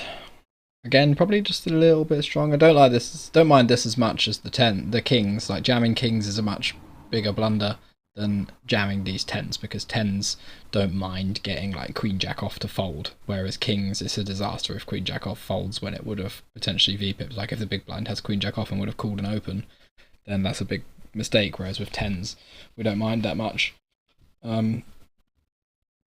So yeah, not so bad, but still I think it's probably good enough to induce. Definitely would induce the button. Don't think it's terrible. King jack off in the big blind for Robin. Yeah, facing 13 bigs. This is just a pretty trivial fold. We don't really do very well against the range that jams. It's mostly just like ace 10 plus, king queen suited. You know, ace king, ace queen, obviously ace jack all in there.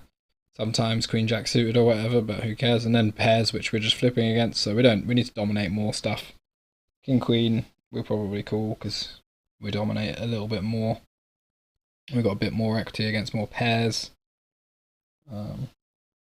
Yeah.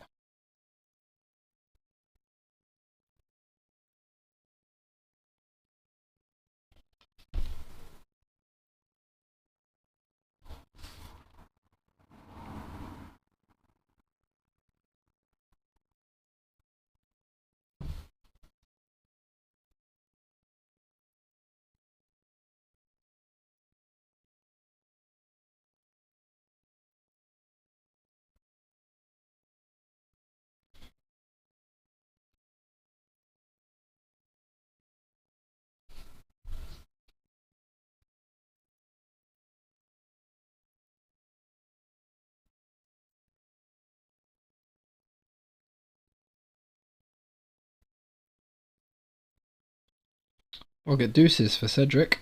A few more chips now. He's got 16 bigs, so no need to shove this. It's a little bit too much risk for not enough reward. Adding a couple of big blinds to your stack is nowhere near as beneficial as losing your entire stack is a negative thing, so let's just let it go, which is the play. Pavel in the cutoff with 12 big blinds, Jack 9 suited. Or just open this or limp. You could do either really, but again, like shoving too unnecessary with no blockers to the calling range either.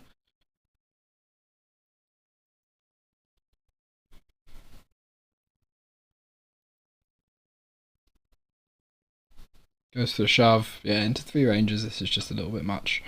3 ranges that cover. Ace-7 off in the small blind. Robin, again, just like folding this one. It's not too much of a big deal. You don't need to be trying to take these razor thin bits of EV at a final table where you've got a massive chip lead. You just have an easy call here when you've got like ace-jack and whatever. Just get that one through.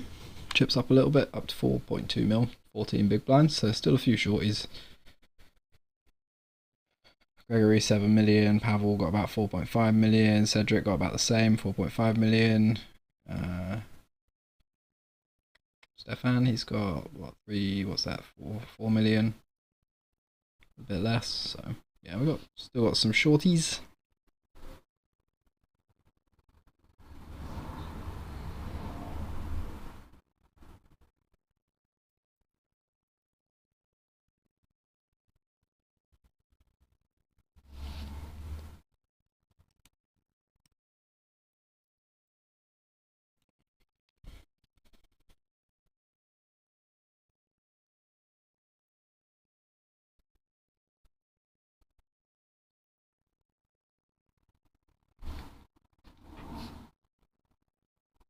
Ten eight suited in the cutoff for Gregory.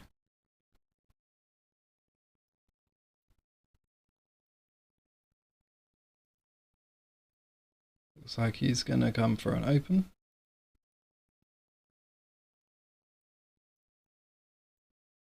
$700.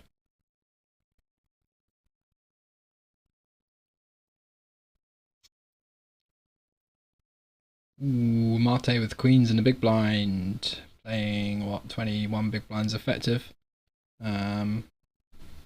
Just goes for the 3-bet.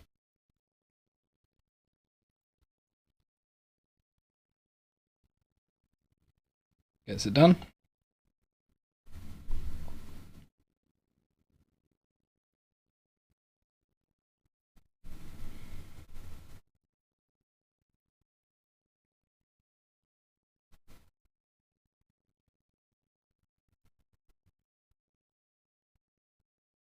There's the remaining payouts, 4k locked up at the moment, playing for 25k. Pretty slow so far. Almost 3 hours of play at the final table and only 2 bust outs, but I expect things will probably speed up a little bit. Now the stacks, those kind of stacks at the bottom of the leaderboard are getting a little bit shallower.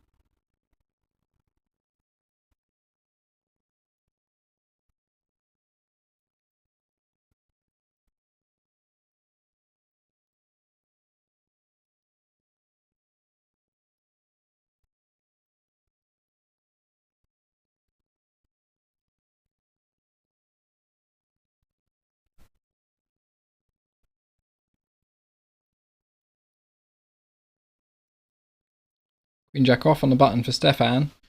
Pondering what to do here with his 12 big blinds. Lets it go. I think we'd at least go for a min raise with that. Potentially even a shove would be fine. Yeah, he's been a little on the tighter side for sure. 7-6 off for Mate on the small blind.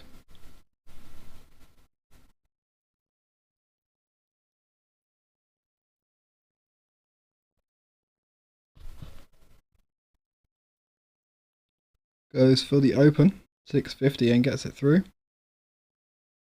10-3 off of Cedric, no good.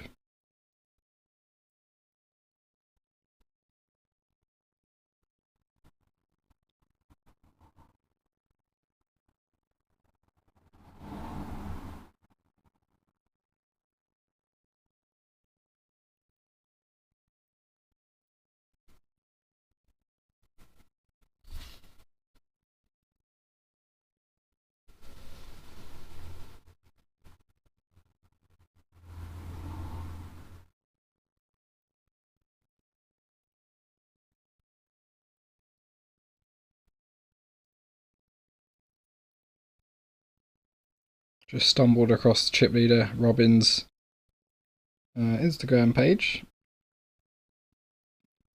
Coincidentally, kind of, I guess. Seems to be into his motorbike touring, which is a cool thing to be into. Seems like that would be a decent amount of fun. Just travelling around Europe on a motorbike, seeing lunch, cool stuff. A camper van for me, that's what I'm interested in, but same. Out there living. Gregory picking up jacks under the gun, but gets it through.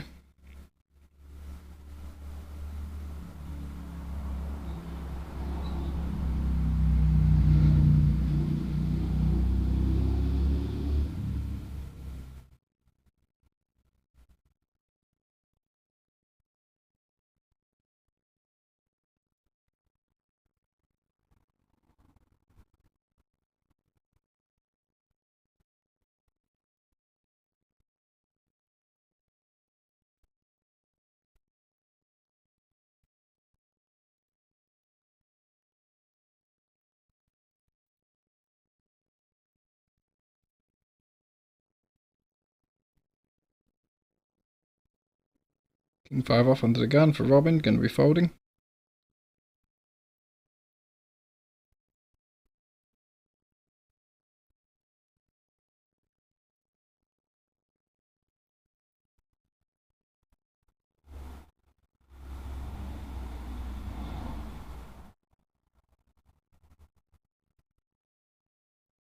Aces for Cedric on the button. 13 bigs. Definitely just want to go for a min raise. Again, like, hand is too good to want to just shove.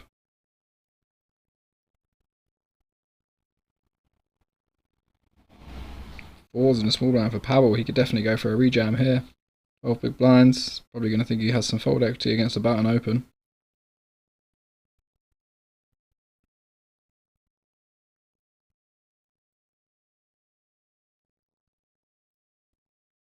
Is all in. Snapped off.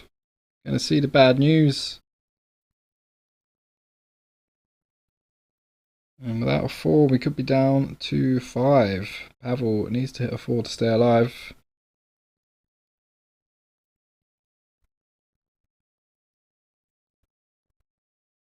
Already trying the get up and leave maneuver. A classic. Absolute classic, but the timing is really everything with that move. And he's gone far too early. So yeah, he's out.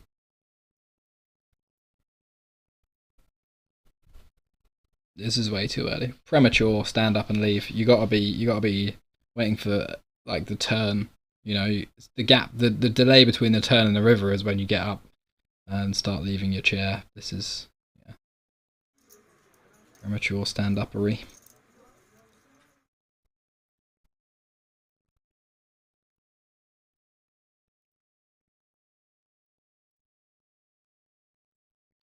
No help so far. Just got a fade at the 4 or one more street. Cedric will finally have a couple of chips. We'll be up to over 20 big blinds, which you'd be happy with. Almost kind of 20, 26, 27 big blinds. 7 on the river, no good. Pavel going to leave us in 6th place for 4,000 and something euros.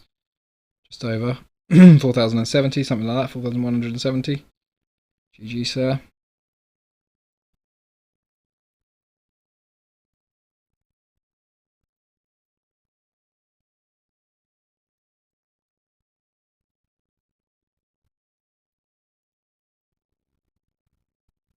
Takes us down to 5.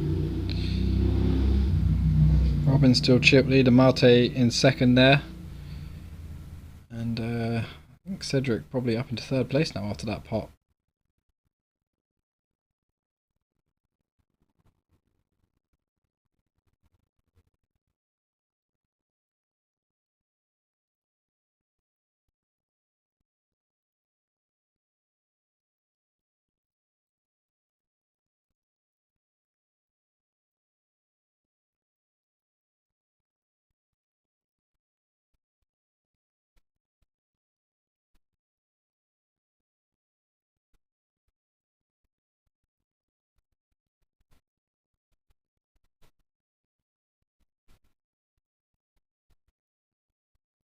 Yeah, we got it. So yeah, Stefan down there at the bottom, 11 big blinds. No, everybody else got a bit of breathing room, 20 bigs. Next smallest stack, 21 bigs. Marte catching up a little bit, but Robin still has a massive chip lead.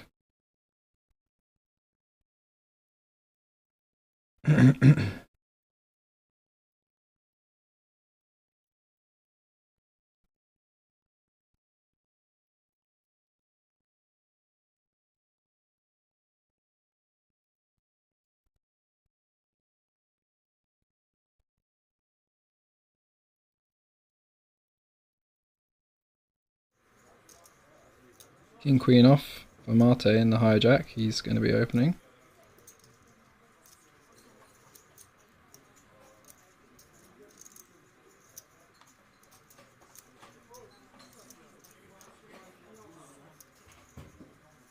Ace-8 suited for Gregory in a small blind. Goes for the jam. No, once again, is saying call. Call. Looks a lot like all in. All in. Yes, all in. But it was not. It was a call. Raised to 800k, gets called out a small blind from Gregory, so off to the flop.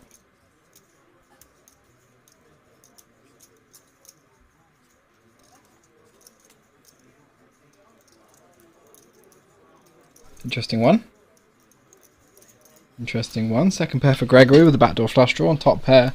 Good top pair for Marte.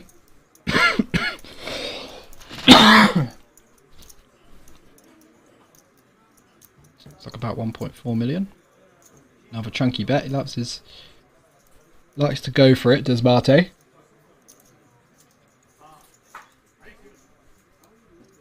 Gregory not going anywhere just yet with the second pair and the backdoor flush draw. Club on the turn could be really interesting. 10, bit of an action killer for Gregory. Goes all in. Marte snaps him off with the king queen. Gonna see the bad news. Gregory's erratic shoving finally caught up to him. Runs into top pair. Looking down the barrel here, needs to find an ace or an 8 on the river, otherwise we're going to be down to 4 in quick succession. Gregory demands from the dealer of Robert De Niro. Give me a 4, huh? Hey, take a 4. Take an 8. Want an ace or 8? Just like that. Ream over. Marte fist pumps the air. Says, come on lads. We're going to Vegas. Disappointed. Gregory leaving in 5th place. GG, sir. And there we have it, down to 4.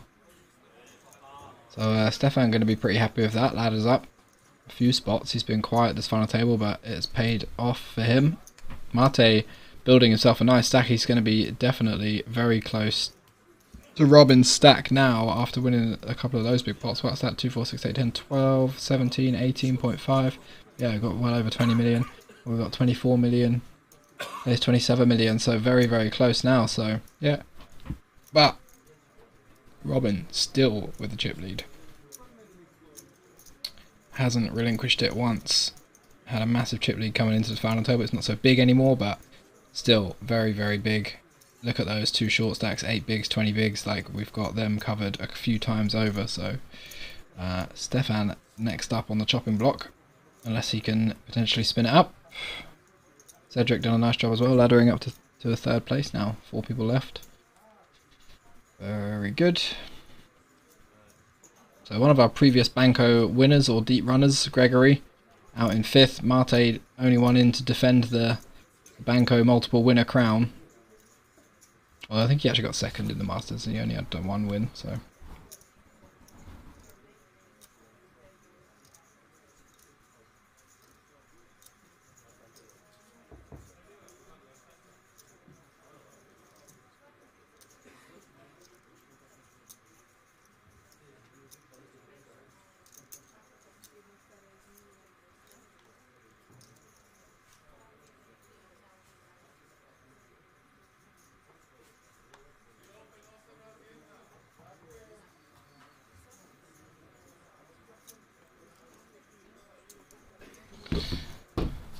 Mate with the ace queen under the gun, raises it up, chunky 1.2 million, but gets it through.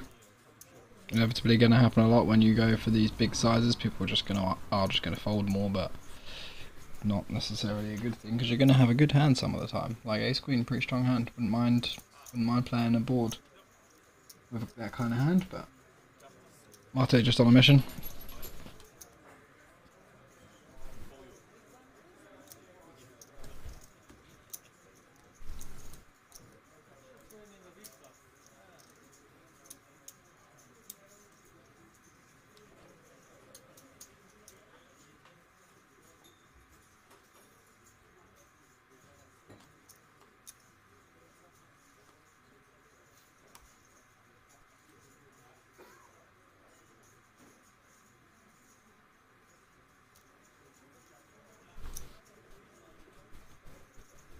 Eight 3 off for small first, even in the small blind, just lets it go. Gives Mate a walk. Seems fine.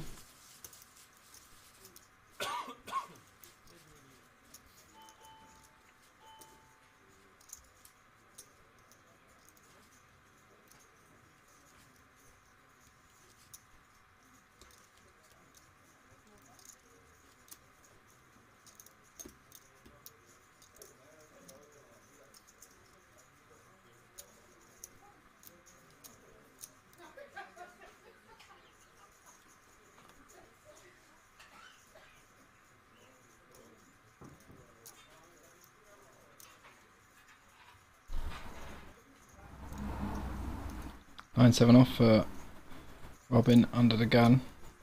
Comes to open. Left it a bit late to start opening the kind of weaker hands, but got there eventually. Stefan shoving. He's just going to get this one through. We didn't see what he has though. Be nice to see. But... oh, it's tiny. It's like 6 big blinds. Yeah, he has to call. Ace king, that looks like. Yeah. Sorry, I didn't realise it was so few chips, so yeah, has to call.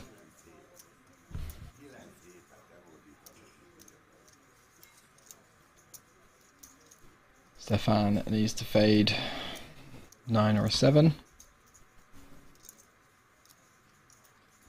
Could be 3 knockouts in very quick succession, if not.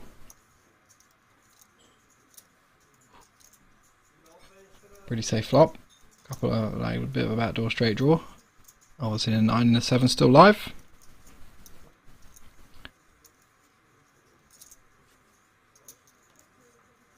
Ooh, spicy.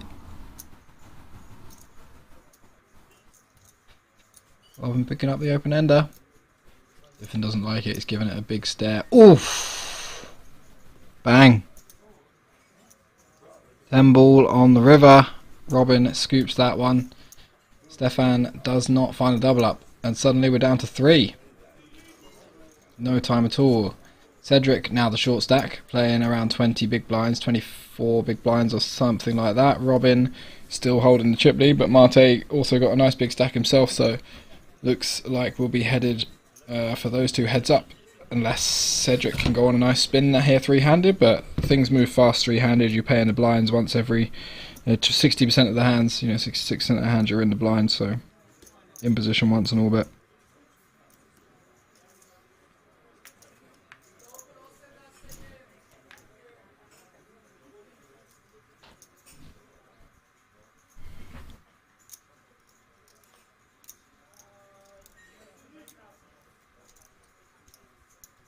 Mate folding 8-6 suited on the button. Very openable hand, so definitely surprised to see that one.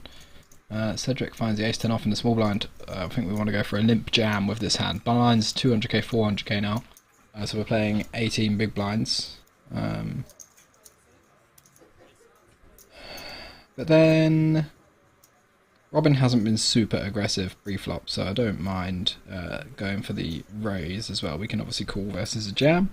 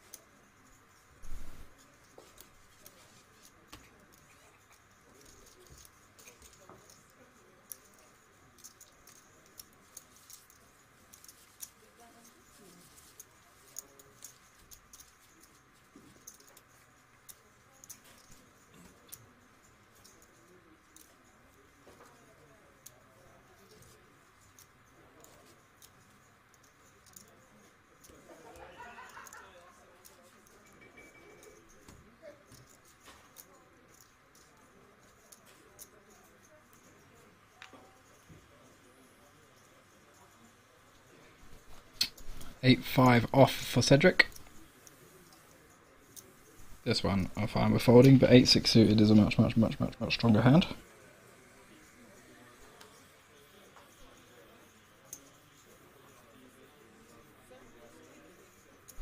Nine-4 off for Robin in the small blind. Happy to just let this one go.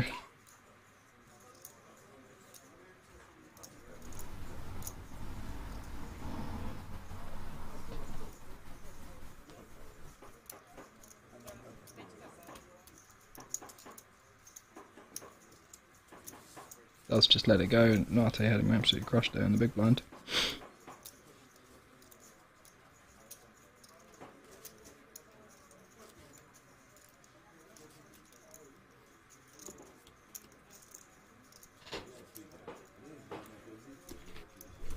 Come on, let's see some carnage.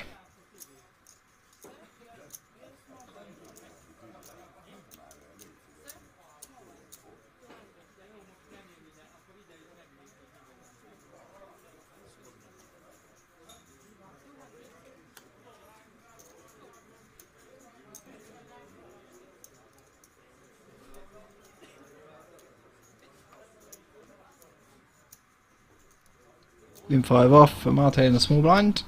Just completes. Cedric in the big blind with 10 deuce off. Not going to be raising, so goes check. Check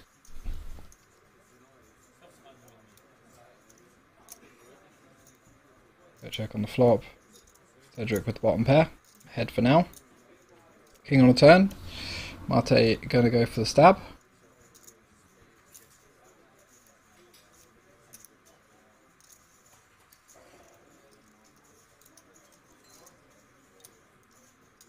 Cedric sniffing this one out so far.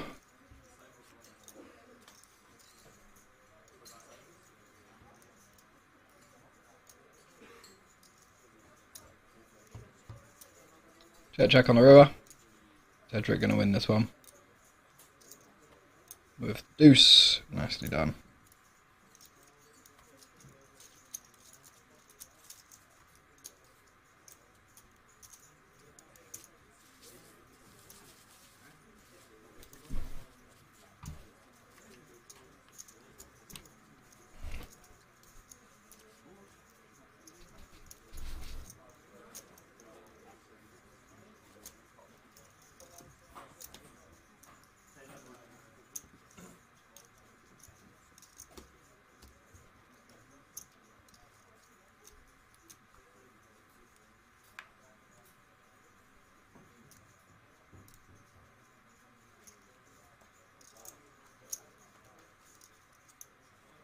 Queen 7 off for Mate on the button, he's going to fold. 5 deuce in the small blind for Cedric. Completes. King 10 suited in the big blind for Robin. I think he's probably going to ISO this one. You may choose not to at this stat depth. 23 big blinds, it's kind of awkward to raise and get shoved on, because you're mostly just up against ace-x hands, and this king-x keeps in some of the stuff that you dominate by checking, but I think raise is going to be a slightly higher EV play. I don't think we're going to get shoved on too often, and when we do, I guess we just... I mean, cross that bridge when we come to it, but probably fold.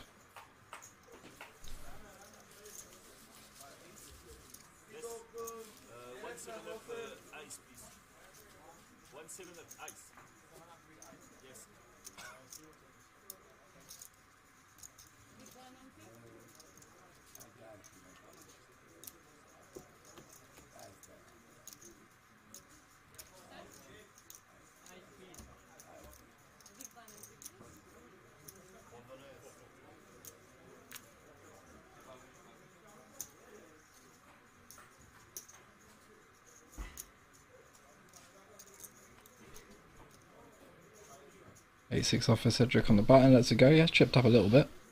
Holding his own at the moment. Ace-9 in the small blind for Robin.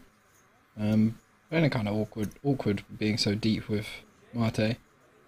So yeah, it just goes to the limp, which I think is fine. Limp call this one out of position.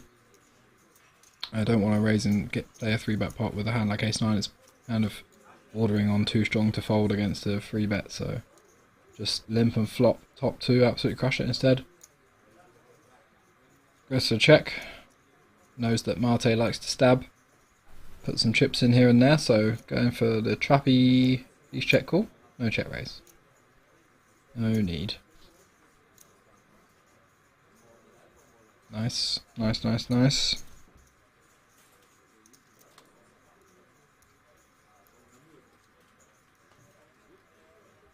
Six on the turn changes nothing except Mate is now drawing dead. Check, check.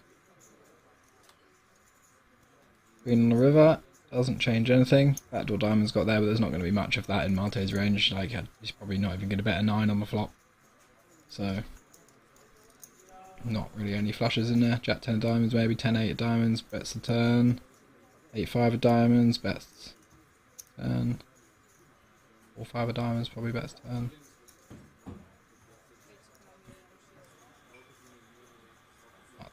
Robin just going for value, gets the fold.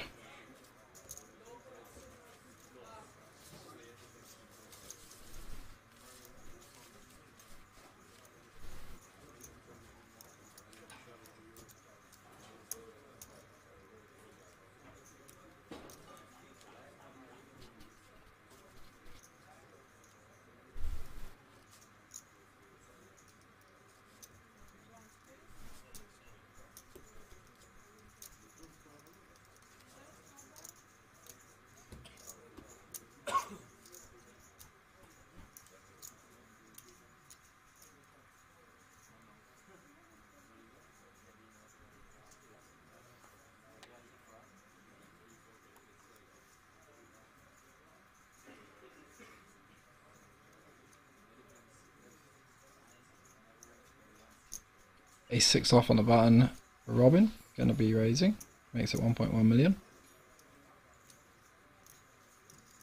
Cedric in the big blind, 9-5 offsuit, not going to be defending this one. I think 9-6 we could make a case for defending, 9-5 is going to be a bit too weak.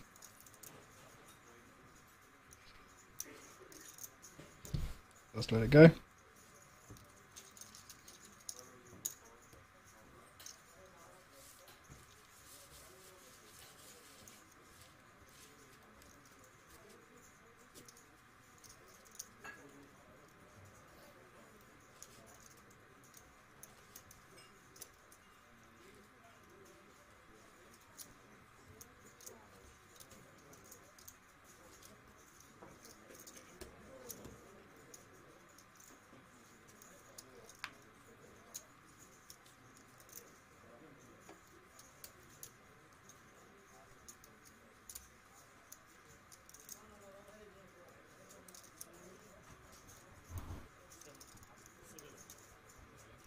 Mate with the 5-4 suited on the button. Here's for the open.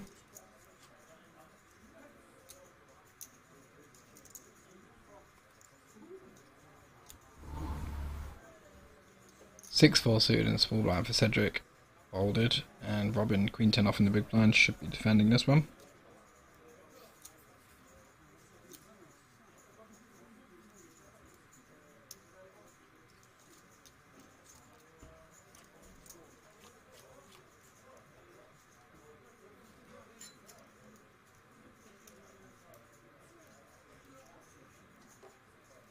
Does defend ace jack for rainbow, so just a gut shot to the nuts for Robin, and Mate with bottom pair, backdoor straight draw. No backdoor flush draw for either player.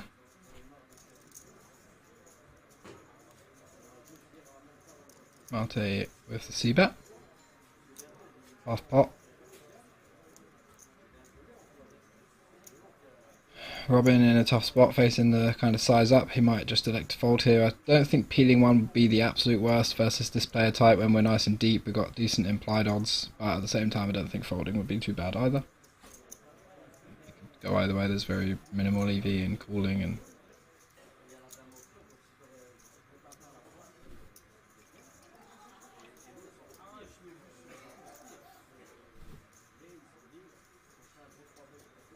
goes for the check raise. Perhaps thinks that Mate is just raising and c-betting every single board. Wants to play his hand a bit more aggressively, get a hand like Queen 10, King 10 to fold, so that if he makes a pair he's going to have the best hand more often. Gets obviously just all the range c-bets to fold, a bunch of King highs, Queen highs, 10 highs, Jack highs, loads of equity. Obviously he's going to get a hand like a 4 to fold, he might get a Jack to fold even. So, like this play.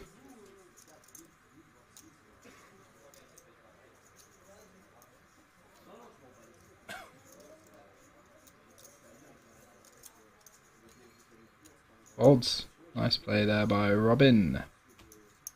Gets Mate to fold the best hand.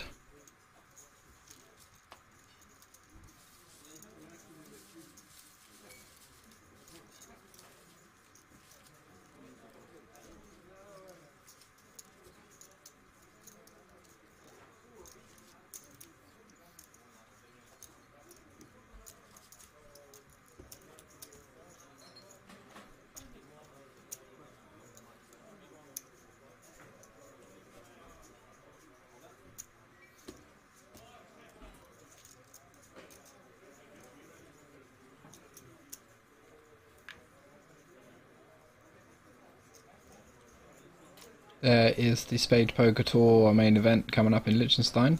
Bit of information on your screen there. 350 Swiss francs for the entry fee, 150,000 Swiss franc guaranteed prize pool. I'm not sure exactly what that is in real money. Yeah. You can Google it if you're interested.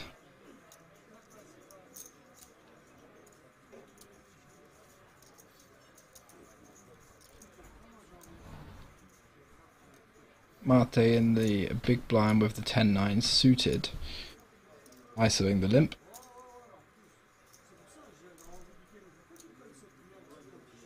Robin just going to fold this one.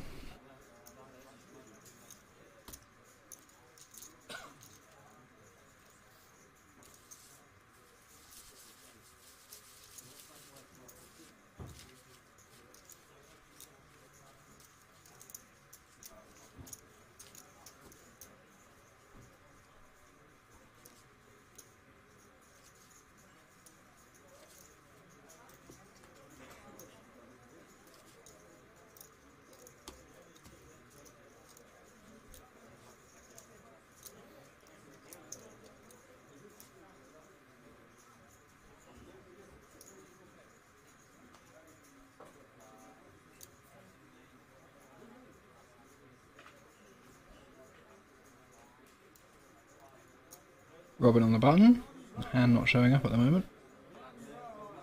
But he's folded anyway, so not super relevant. Mate in the small blind with the Jack 9 off. Goes for the 3.25x, 4.25x, 1.7 million. 7 deuce in the big blind for Cedric.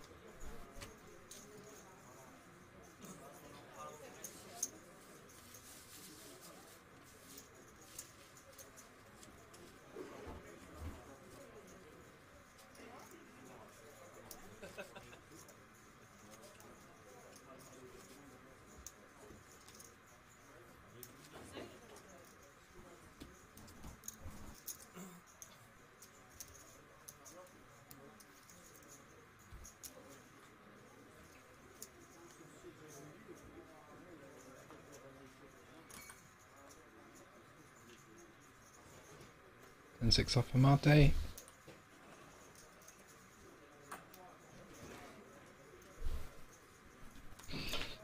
Walk this time for Robin.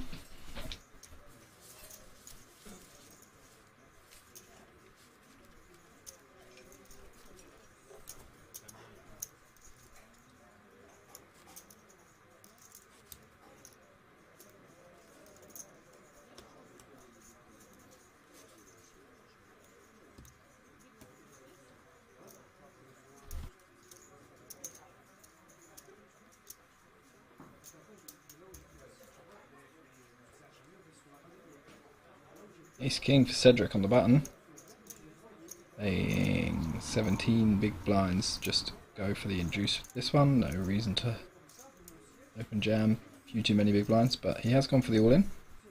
You just make it really hard to get called. By hands like this, Robin might honestly find fold with a hand like this, and that would be a disaster, because if we opened, he's just going to 3-bet and try and get it in with us with this many big blinds. But yeah, taking the shove makes it really, really hard, because he has to think that we're open shoving a good amount of like worse suited ace-x or like king queens, king jacks to make this kind of call, and I really don't think that's happening. I think this is going to be a lot of just ace king, ace jack. But Robin has called.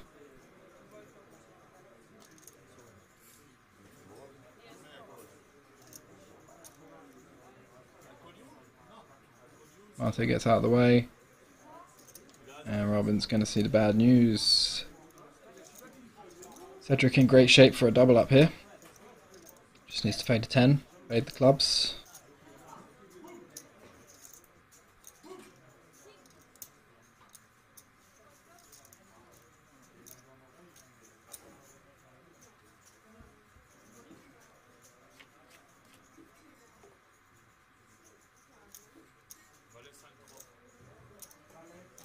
So far so good, good flop for Cedric. He's got the ace of spades as well, so 10 of spades would give him a gut shot and a flush draw, so not even the worst card ever. Obviously not the best, you'd rather it was just nothing, but just gives him a bit of equity, just in case. 5 on the turn brings some opportunities to chop. Jack a 3 for a chop. Otherwise 10 for Robin to win the hand, otherwise Cedric's going to be doubling up here to 14 million. Oof, 9 on the river. Safe one for Cedric, and he is up to 14 mil now, over 30 big blinds. So things levelling out a bit now at the final table. We've got a 3 or 3-handed battle on.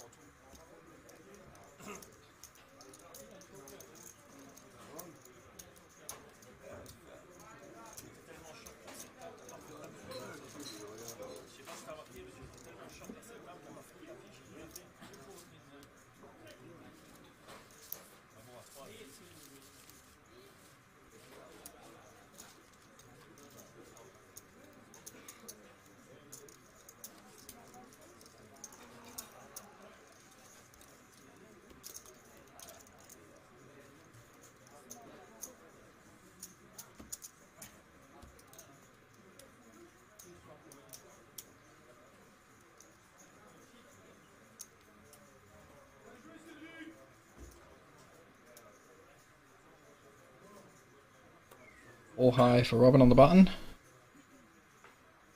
Let it go. Mate and small blind jack 7 off. Probably see a limp here.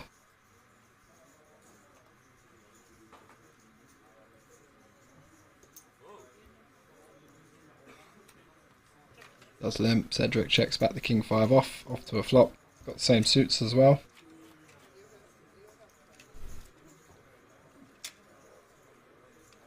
Jack 7-7, pretty solid flop for Mate.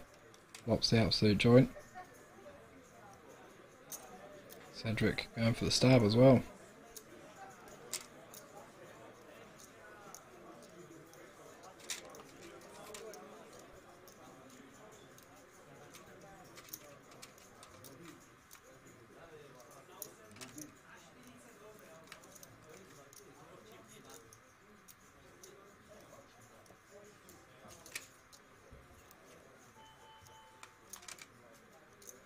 Kind of hard to rep nothing once you make all this song and dance on the flop.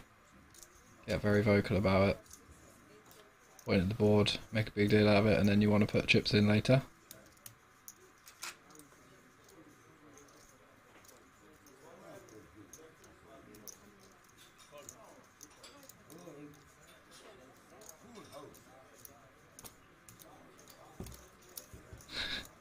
Slams down the full house, like, yeah, the full house. Got some friends on the rail or something.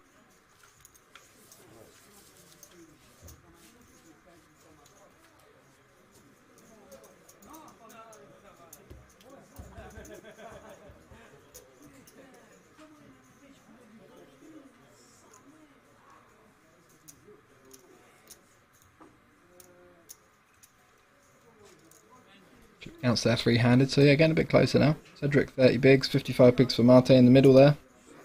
Robin 68 bigs, chip leader still, but anything could happen. Definitely potential for some big swings now, like if Robin doubles up Cedric for example, then Cedric's the new chip leader and Robin's suddenly last.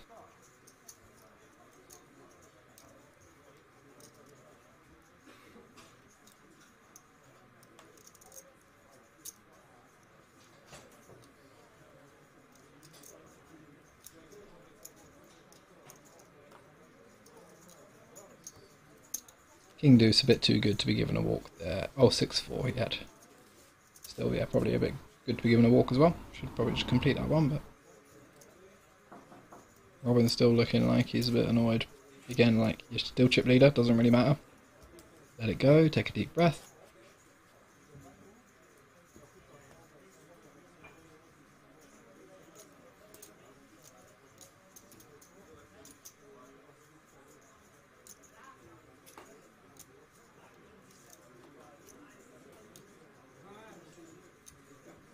King 9 suited for Cedric on the button, definitely worthy of an open.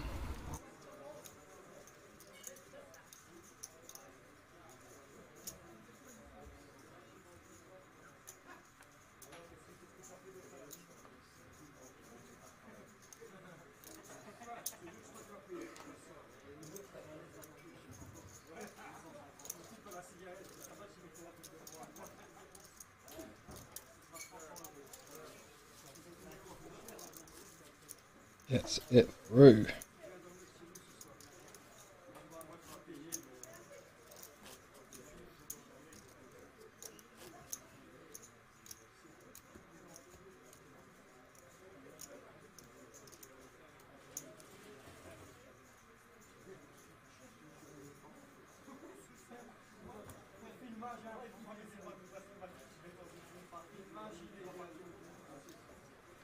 Let the 5-4 go on the button. 6-5 suited for Mate in small blind, he's going to be VPing some way or another. Relax, so just complete. Cedric checks back, dominating the A6.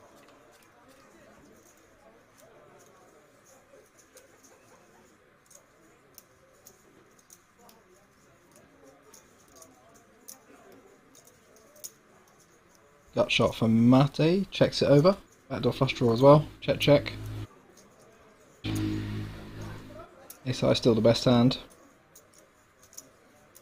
Mate does have that gut shot though. Decides to bet.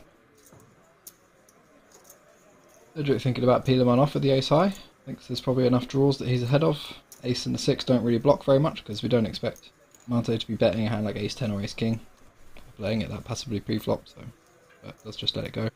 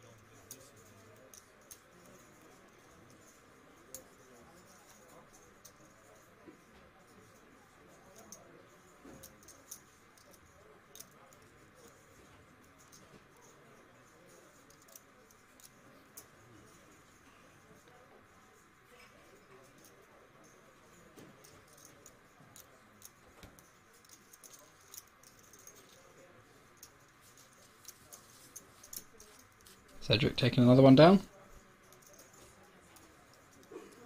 Maintaining his stack now. Up, still at about 14 million, over 35 big blinds, so we could see a bit of three-handed action for a little while here, potentially.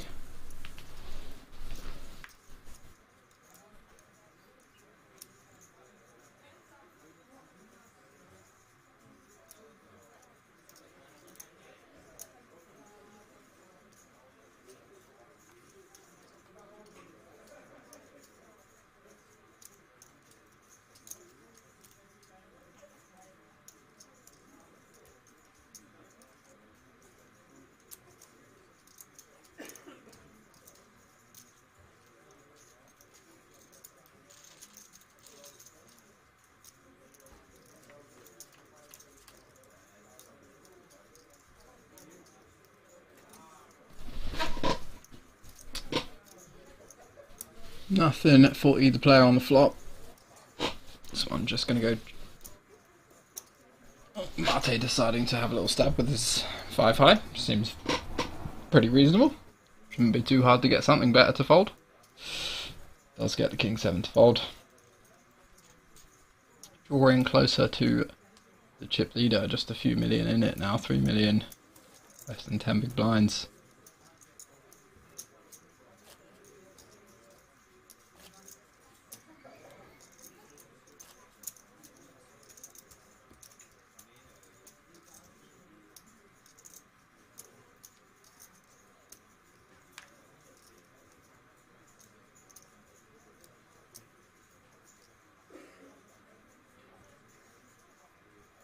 Much on the button for Robin, either 8-5 off, just going to fold.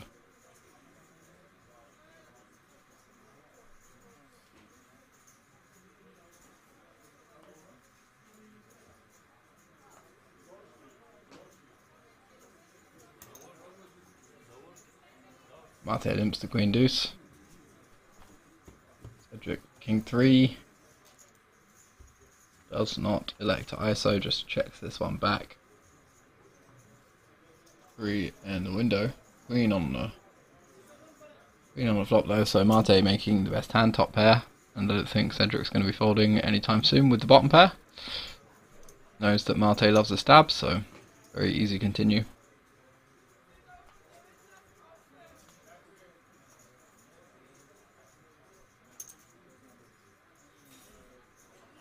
Fires again on the turn. We don't see him double barrel an awful lot. Every time he's bet kind of be on the flop, he's had a pretty good hand, so nice read from Cedric. Does fold that one.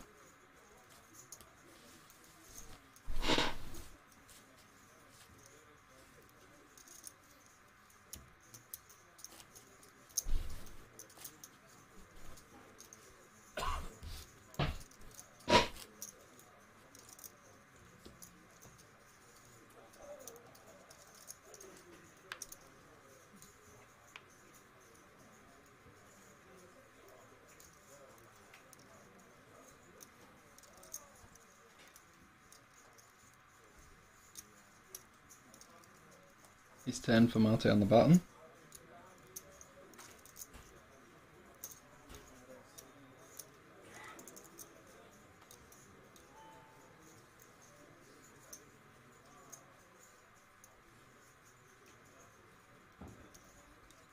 Robin, something in the big blind, but we don't know what.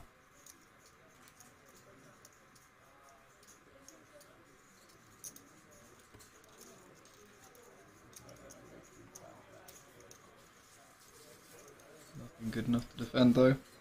Mate takes that one down. Very, very close now.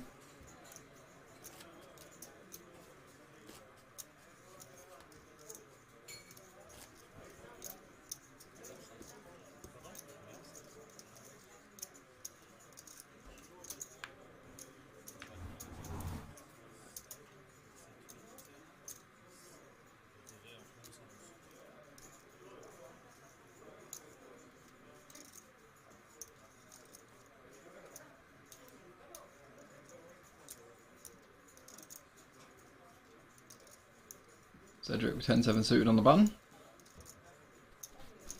Going for a raise, looks like 8. Is that 950?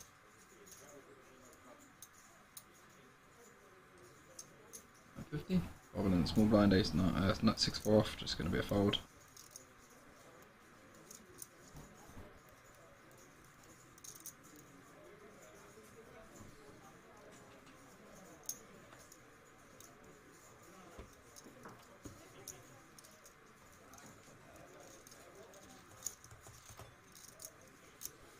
Get it through. Another little pot for a stack.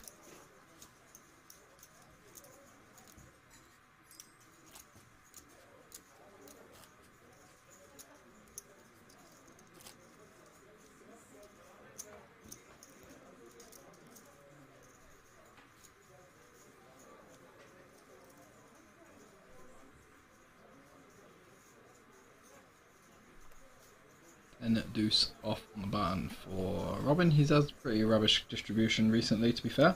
He was getting some good hands at the start of this final table though, so balancing out.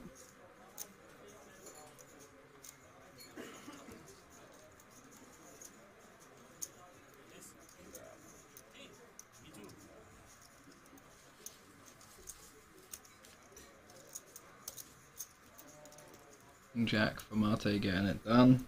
Takes that one. A lot of small pots pre-flop at the moment.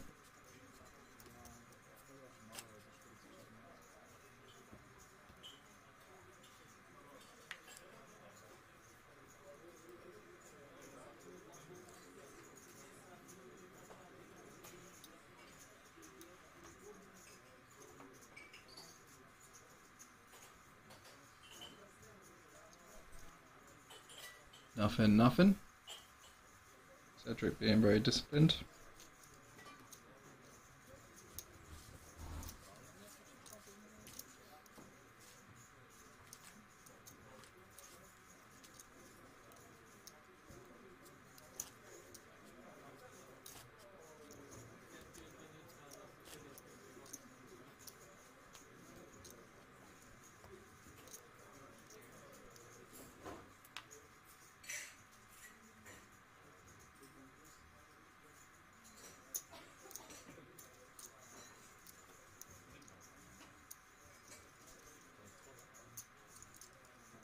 Cedric with the Queen 5 off on the button.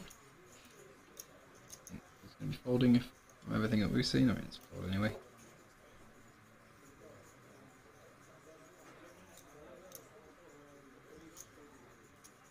Robin in the small blind. Guess he's just completed.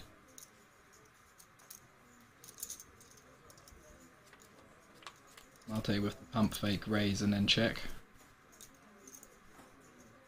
Graphics just waiting to catch up. Can't really tell you much about this hand. Cedric folded the queen on the button, so Mate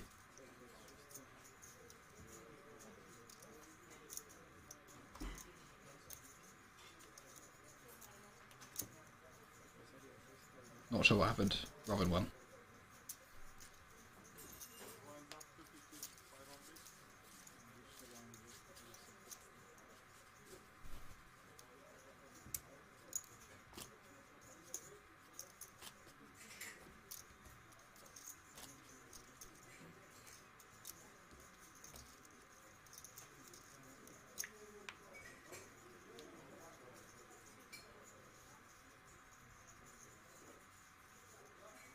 Ace-7 suited on the button for Robin, pretty playable one, after a few orbits of not much. He's going to be opening this one, see what the blinds have got to say.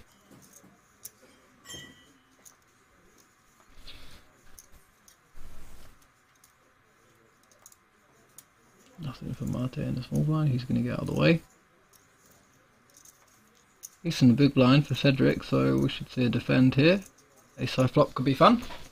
Be a chop a decent amount of the time, but it does happen the other way.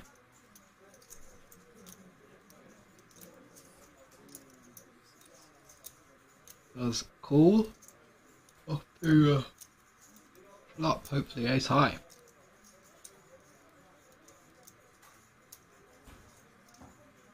Oh, Cedric with the 3-bet. Hello, Cedric. Love this. Big fan of this. Didn't even see that. Very nice 3-bet. These hands are good for this exact reason. You can get better hands to fold of the same hand class. You can get some ace highs to just fold pre-flop. Better offsuit ones, and even some suited stuff. Get hands of equity to fold, all the like king 10, king 10, king 9, king 8, king 7, all that kind of stuff. That's, you know, doesn't dominate us but has good equity, 40% equity at least. So nice play here, using the blocker.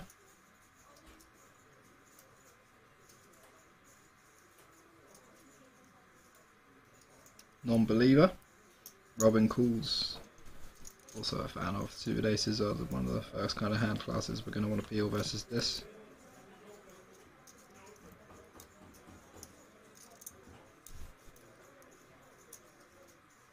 And we get a 7 on the flop, king 7-5 rainbow. Cedric just missing the c-bet. He did it earlier with the king queen 3-bet and then didn't c-bet a good board for him. This king high board is so good for Cedric's range. It's like he's just trying to win pre-flop, and then if that doesn't work, he's like, okay, well, I'll give up now. But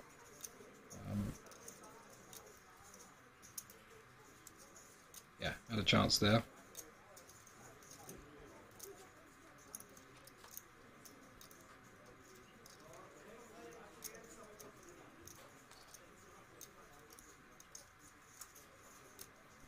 Check, check, check, check, check, check. Robin just thinking about whether it's worth trying to get a hand like 10s or jacks or queens to fold. Doesn't really need to bet this one though. I think he's probably going to potentially have some worse stuff to bluff with.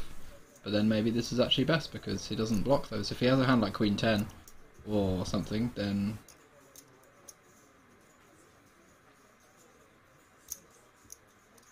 he's blocking the hands he'd be trying to fold that would play this way. Queens, 10s, jacks are going to be the hands, the value hands that mostly play this way, so he doesn't want to be blocking those. So this is actually potentially a good hand to bluff. But he elects to just check and win. Works.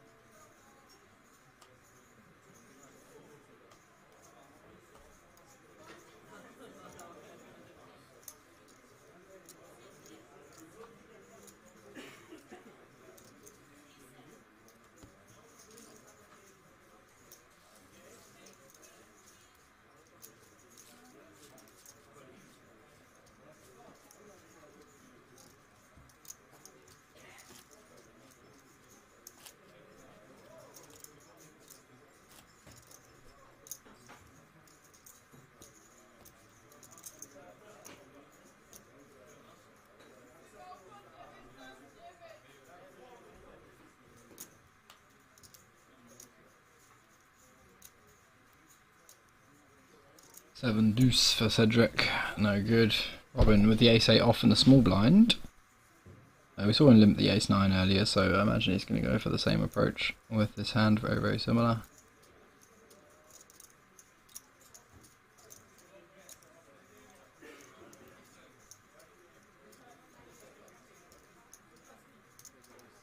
Goes for a raise this time.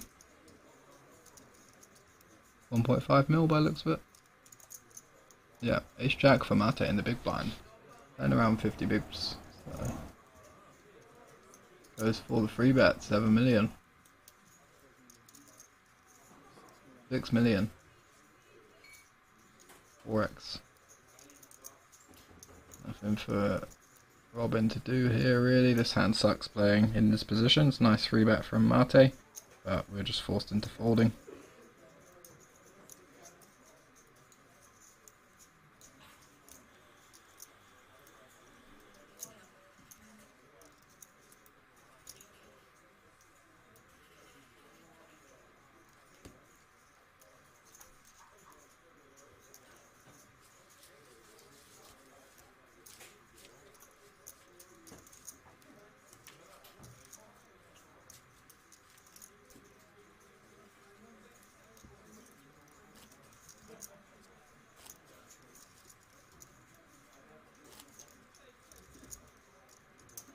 Mate gets it through.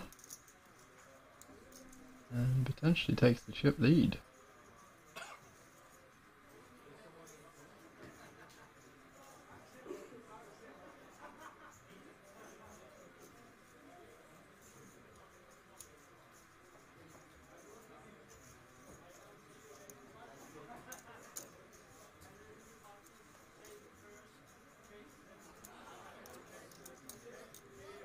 Queen 8 suited on the button.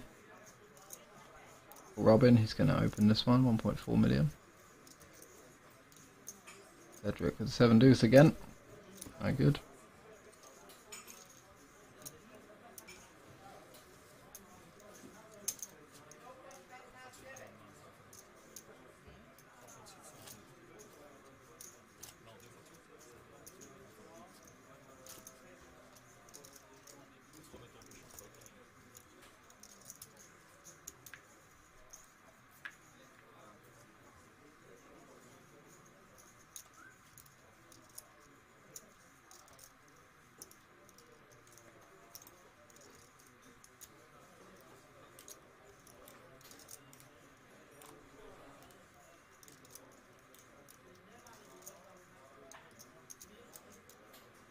Okay, off in the small blind for Cedric.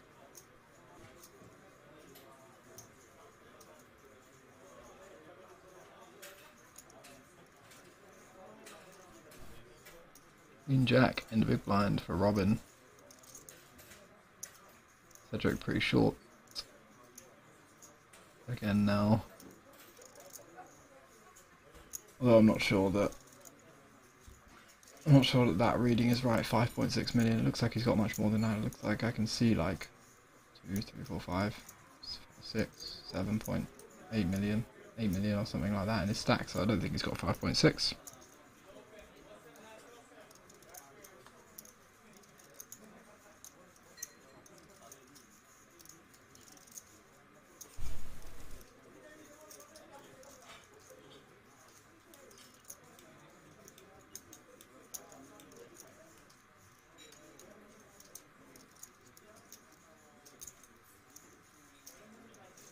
Interesting. Cedric turning a pair now. Robin flopping top pair, both of them sharing a kicker, so Jack on the river would be really interesting, but probably just going to be some kind of brick. 4 clubs, pretty bricky. Completes the flush draw, but check on the flop. Not going to be that as many flushes in either player's range. I mean, they definitely still exist in both, but not playing around that part of the board. Robin going to go for some value here, trying to get paid by just a 7 or an 8, potentially a worse queen. That's value bet, looks like. 1.3 mil. Oh, okay, those aren't all 500k chips on top, that's just one 500k chip. So actually, yeah, 2.5, 3.5, 4.55 mil. Makes sense.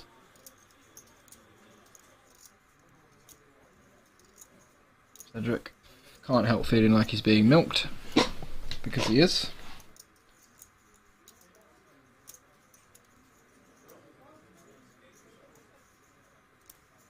Bulls and sees the bad news. Robin adding a few chips to his stack there, regaining the chip lead up to nearly 35 million.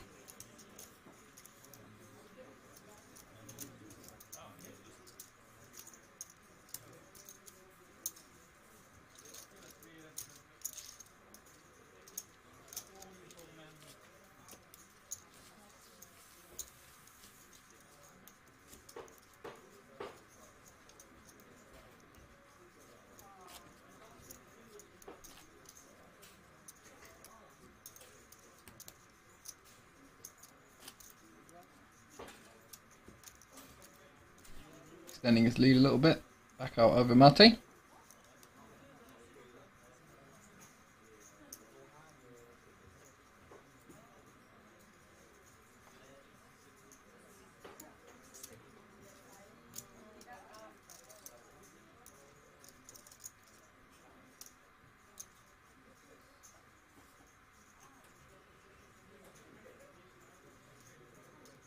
Queen 7 suited for Robin in the small blind. He's going to be involved in some way here.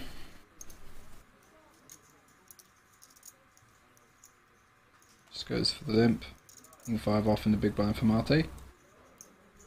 Going for the ISO. Like it.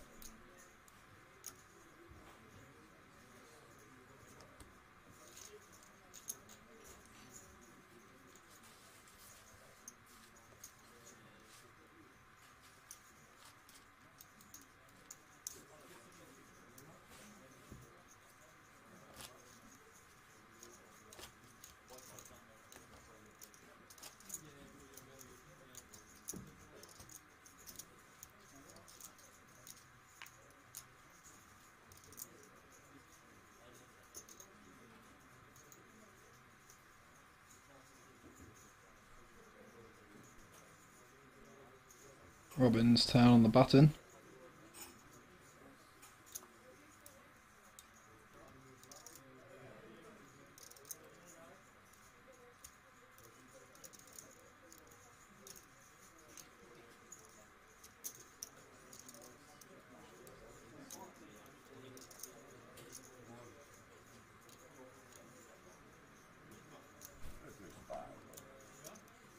Cedric all in.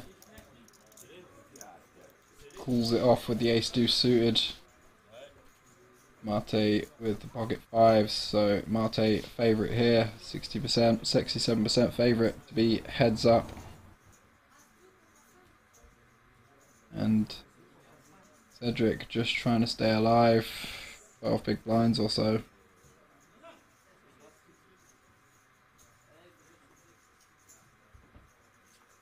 Mate just trying to fade an ace. So far so good. Queen 6-3, 2 clubs, got 5 clubs as well, no clubs in Cedric's hand.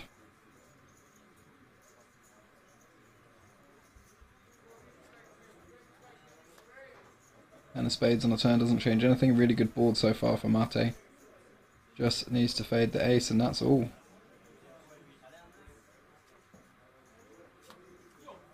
King on the river, not going to do it. Cedric is our third place finisher. He takes home 9,000 something euros, 9,500. Pretty good for €150 buy-in. Very, very solid. Well played, sir. Well played. That leaves us heads up. Very, very close in chips as well.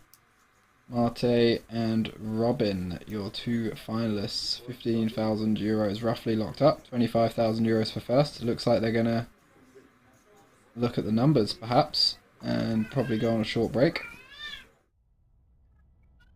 So we'll be back.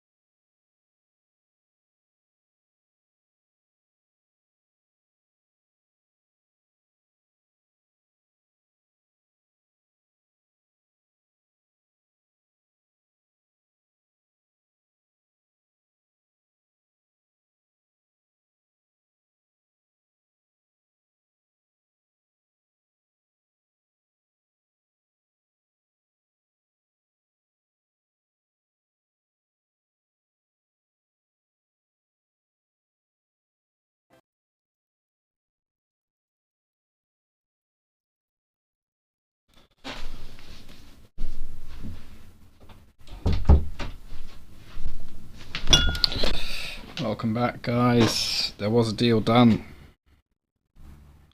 Robin taking €17,840, Mate taking €17,460. Both of them get a €170 ticket to the Banco Masters, and they're playing for €4,000.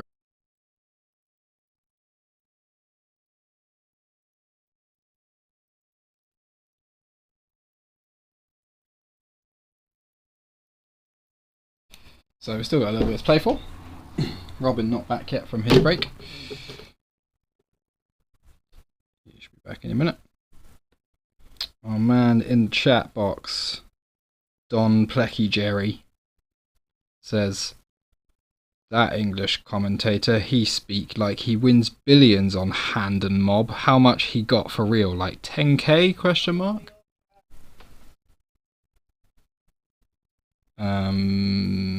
Yes, billions, Don. I've actually got billions on Hand and Mob. So who's laughing now? I don't have billions on Hand and Mob, but I got more than all of these guys. Maybe even combined. So stick that in your pipe and smoke it.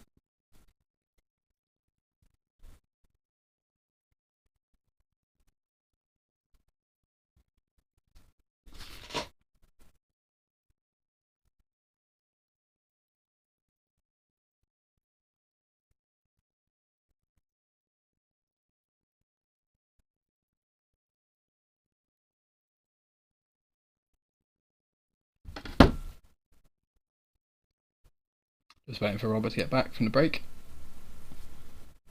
Robin, sorry, excuse me.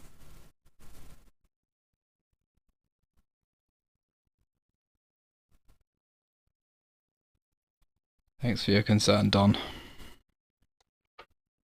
We were all worried for a minute that I didn't know what I was talking about.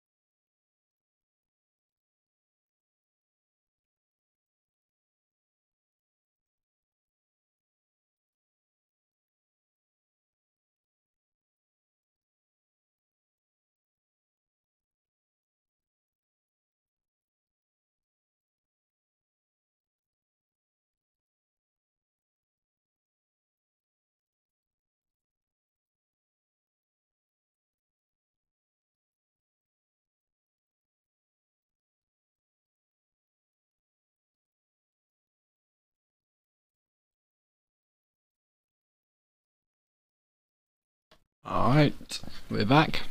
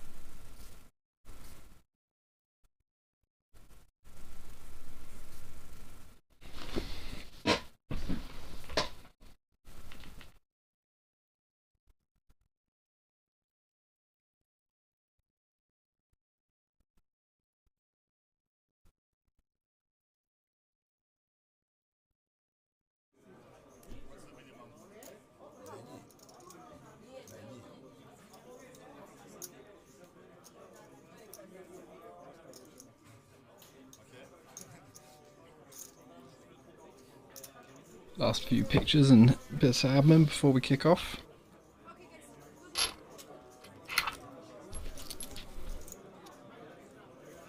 Tension, pressure's off a little bit now. Both guys locked up decent sum. 17.4k for Mate, 17.8k for Robin, playing for the trophy, and an extra 3,900 euros. And the all-important first place tag on Hendon Mob. That's what we're all here for. Though not me, because apparently I've got 10k on Hendon Mob according to Don. Don the legend.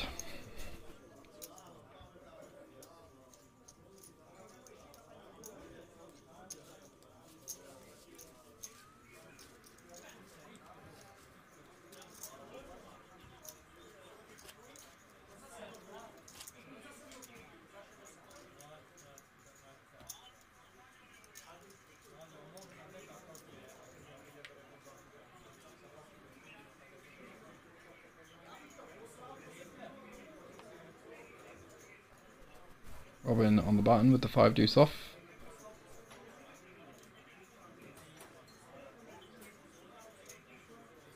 Goes for limp, testing the water.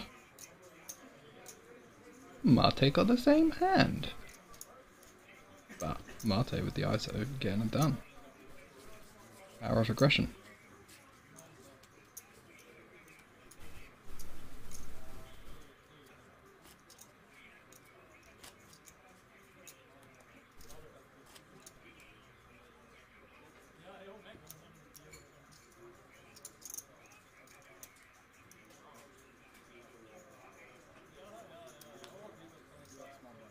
And 5 off on the button for Mate.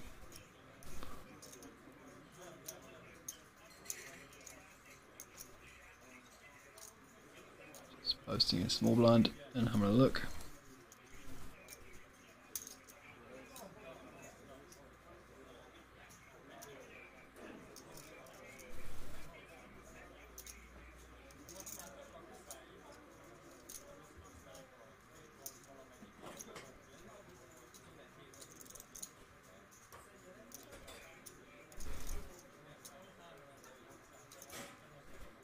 Ace is suited in the big blind for Robin. Looks like he's cutting out a 3-bet. Looks like about 5 million, 4.5 million. 4.5. That's for the 3x.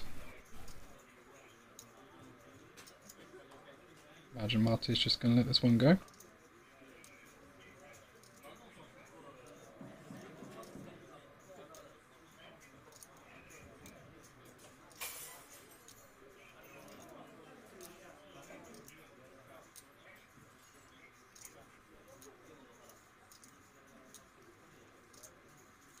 Mate with the 4-bet, 10 million. 10 million?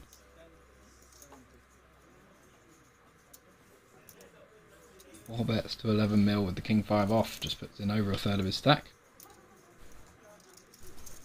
Actually, a pretty solid hand to do it with. Blocks ace king, kings, and then this 5 is unblocking bluffs. So he's not got the like Queen Jack 10 part of his range and not blocking the ace, which are going to be, it's going to be the main candidate for Robin's 3-bet bluffs. It's going to be suited ace-x. So putting the hammer down here.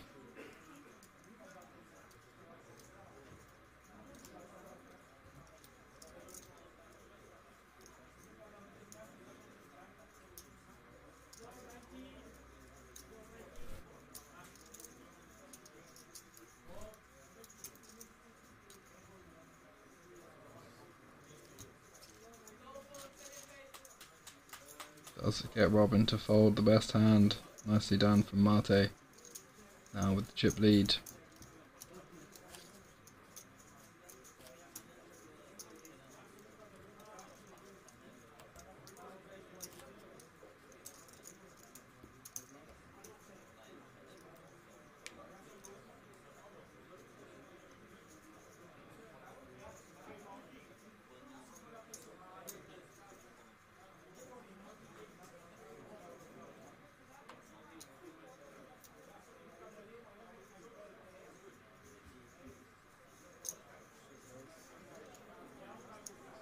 8-9 off on the button for Robin. Goes for the 2.5x.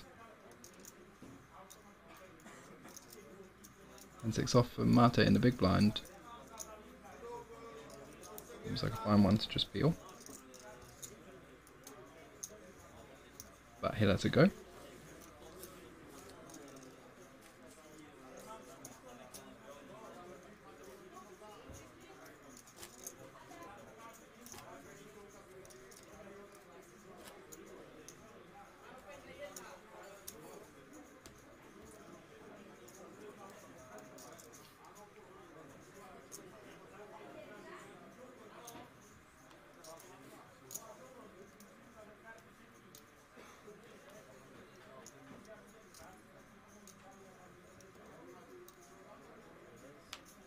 Mate on the button now with Jack 5 off.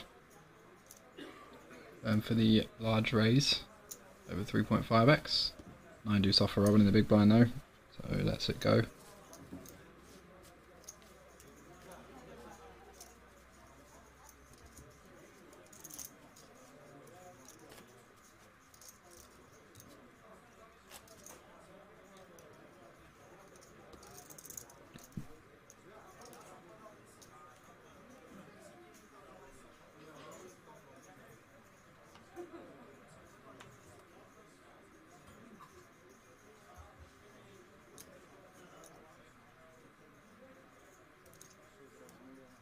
Ace-9 off on the button. Robin going for the 3x. Got Mate absolutely dominated, so 9 would be an interesting board. 9 high board would be even more interesting, but 6-4-4 rainbow. Ace-9 off still the best hand. Should be feeling relatively comfortable.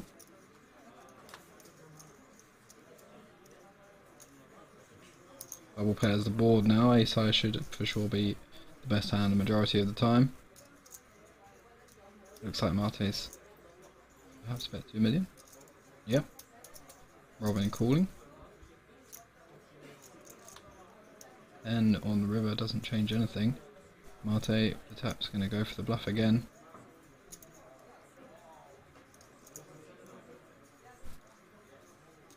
That's that chunky bet, about 7.5 million. 7 million. Tough spot for Robin, but I think there are just too many bluffs, and Mate does have the profile that we would want to be calling down more often than other players, and does flick in the call. Nice call there. Mate gonna muck his hand. Shows the bluff back high. Robin scooping that one with ace high. Mate takes a big chunk out of his stack there. Down to 24 million. Robin up to 38 million. Remember, the deal has been done, so they're only playing for 4k. Still a lot for a €150 tournament, but some of the pressure's been lifted.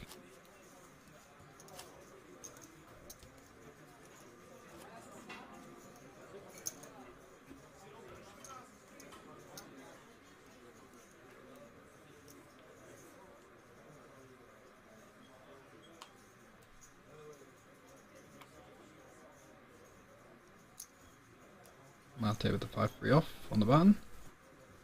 Just goes for limp this time.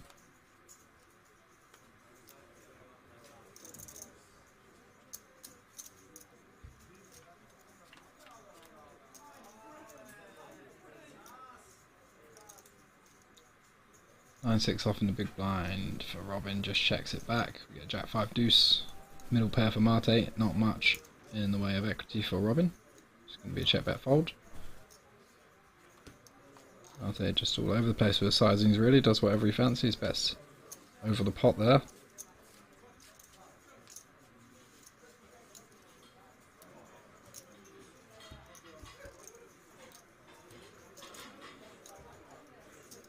Injured dealer.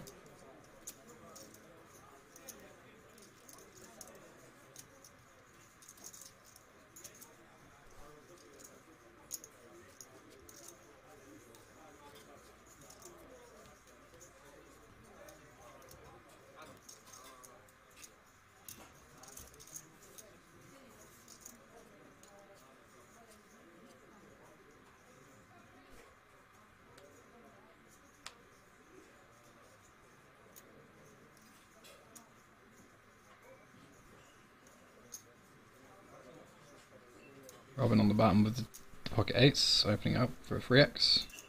1.5 million. Ooh, cooler city. We should see a big one here. Should probably be all in pre.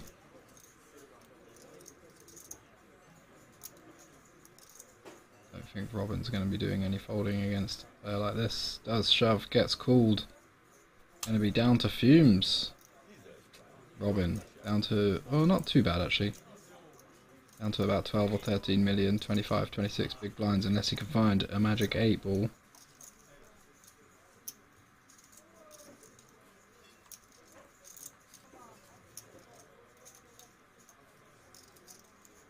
No help. Ace King Queen, very safe flop. Mate.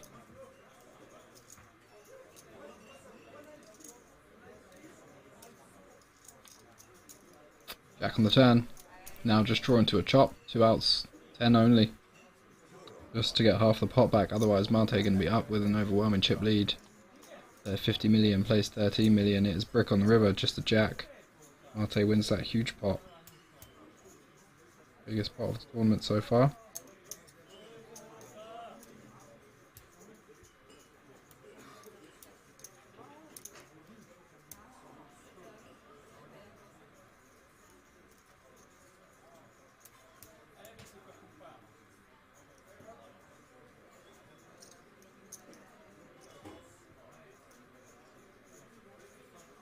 It's getting the count now.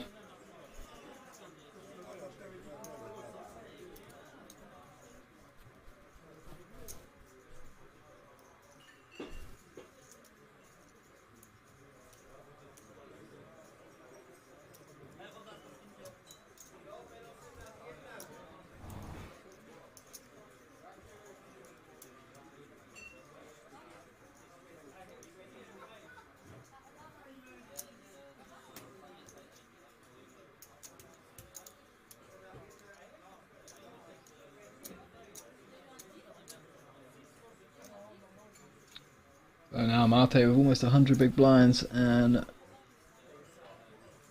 Robin relatively short for heads up, 25 big blinds. Not going to last too long without a double up.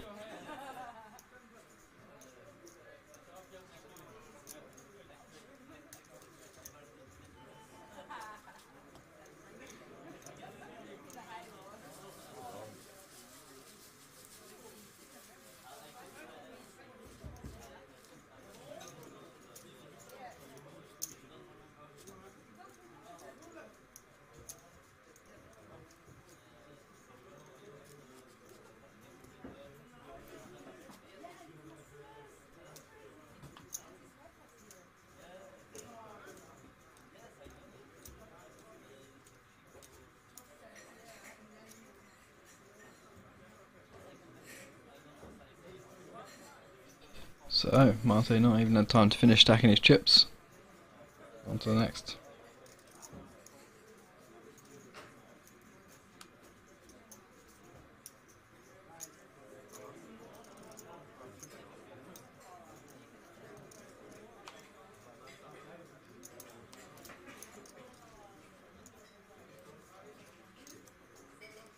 Jack 3 off for Robin in the big blind, just checks. Neither player flopping much. Backdoor straight draw, backdoor flush draw for Robin. Mate. 2 undercards, no backdoor flush draw, no nothing. But his aggression once again wins the pot for him.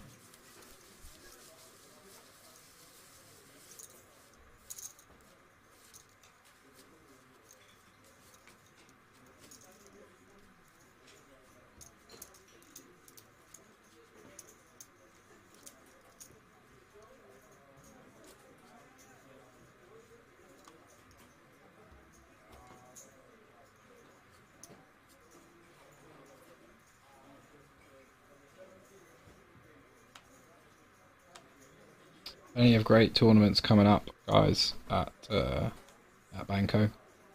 There's the Banco Masters anniversary, 30th anniversary edition at the beginning of August, 1st to the 8th, I believe. It's got 250k guarantee for €170 buy-in, absolutely massive. Then there's the Polish Cup.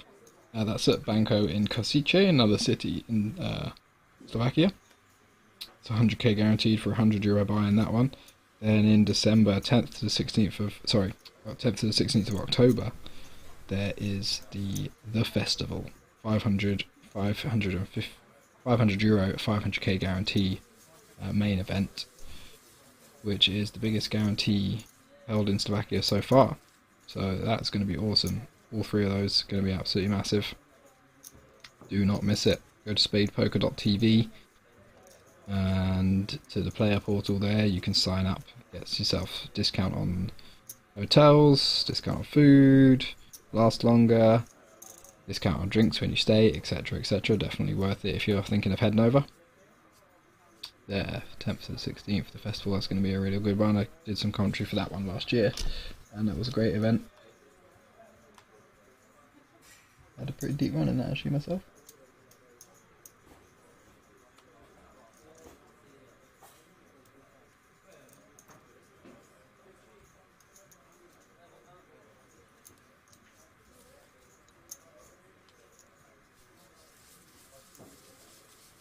Arte, just loving life right now. Loving Banco Casino.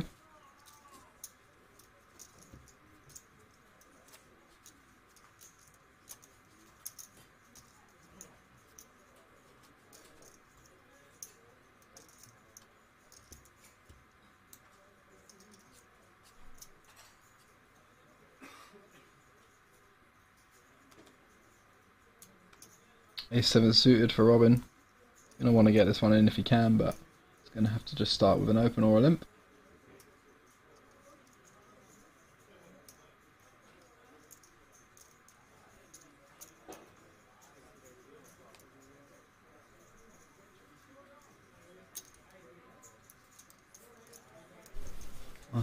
Depends the 7 deuce off versus the 3x. Why not? Jack 5, no improvement. Backdoor flush draw for Robin. Mate just leading out 2.5 million into 3.5 million pot with 7 deuce off. I don't think Robin's going to be folding this one. Somehow. Not against this player type.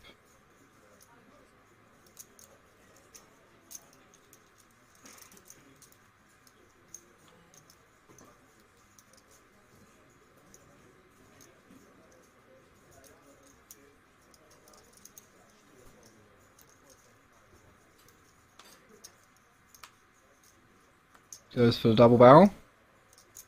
Just trying to pressure ace highs. Basically, ace highs, some king queen, queen 10, king 10 type stuff that floated the flop. Can't see Robin calling. I can't see Robin folding. Sorry, because what is Mate really repping? Like, who plays a jack like this? Basically, no one. I think we can essentially eliminate a jack, and it's like, is a 5 going for value twice this way?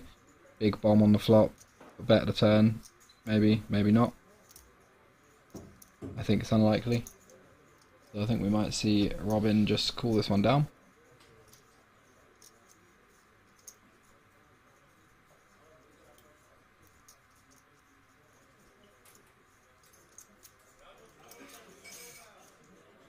Does fold. It's okay, I understand. I think he's maybe just a little bit frustrated, but I think that one makes a pretty nice call, to be honest, but that is completely fine.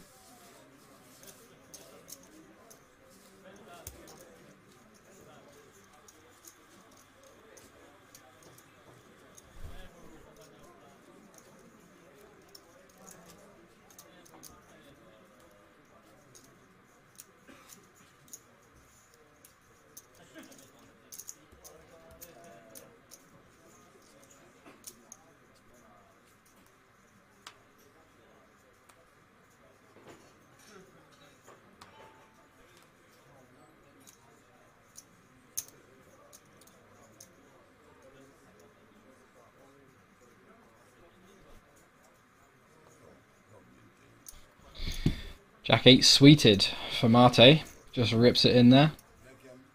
Robin's all in and Mate just called. What's going on here? All 5.4 million, all in 7.4 million. Okay, so we opened to 2 million and then jammed. And Interesting, interesting. Jack high.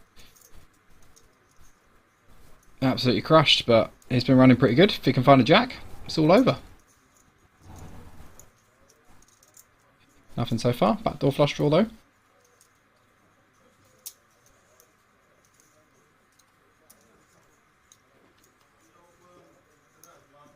Picks up a gut shot. No spade for either player. Jack or a 9 will do it for Mate, and that will be tournament over. Otherwise, the battle continues. 8 on the river. Chop. Nah, just kidding.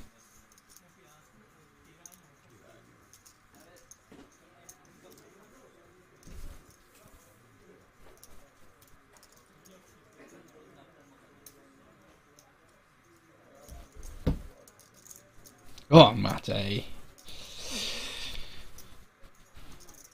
So Robin now playing about 35 big blinds. The battle continues.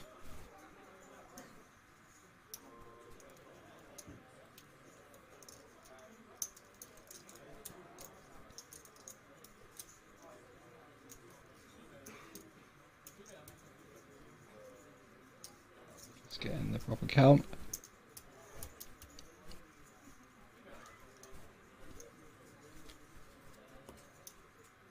Robin's looked really frustrated this whole final table, as if it's just like a big old chore to be here playing for like 175 buy-ins or something. He was chip leader pretty much the entire final table. Mate just looks like a man who's going to win this tournament, doesn't he? Funky jacket, laid back, swinging in his chair, arms on the table, riffling chips.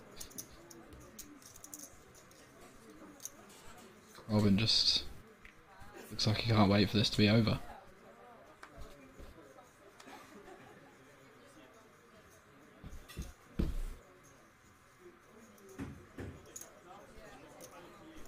I'm 5 off on the button. Goes for the Limpski. On cue, Mate's just like, do one. I raise. What are you going to do about it? Absolutely pile driving this heads up match home.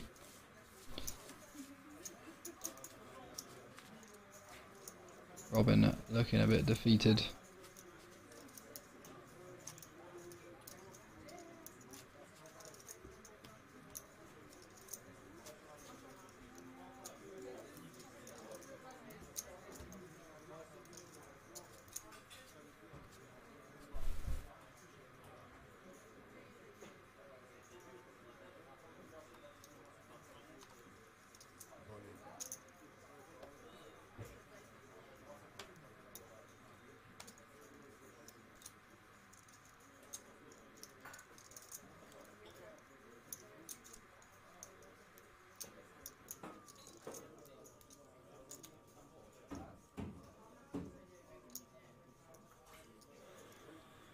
King 10 off, all in for Robin,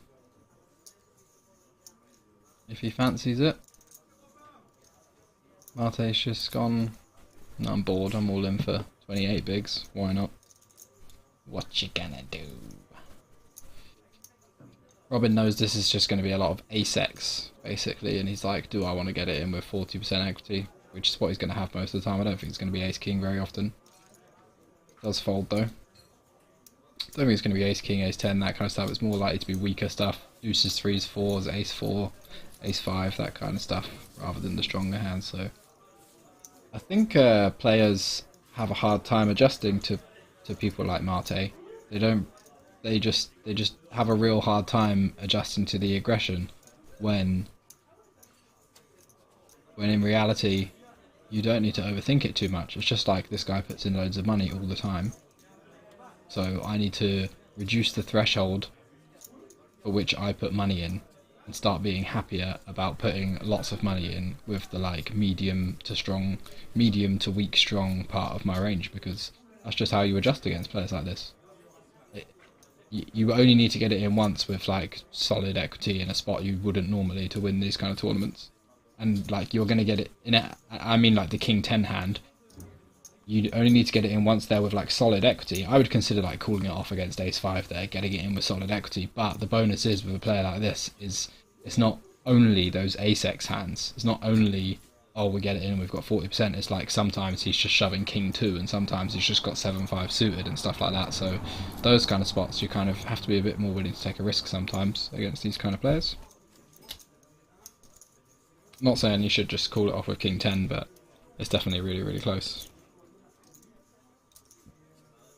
I'd probably have a hard time folding that one, to be honest, because I just don't think there's going to be anything strong in there. We remove like aces, kings, queens, ace king, ace queen, all that kind of stuff. Could be like king jack, sure, but could also just be like queen 4 suited. All in? Fold. Mate's just absolutely going for it.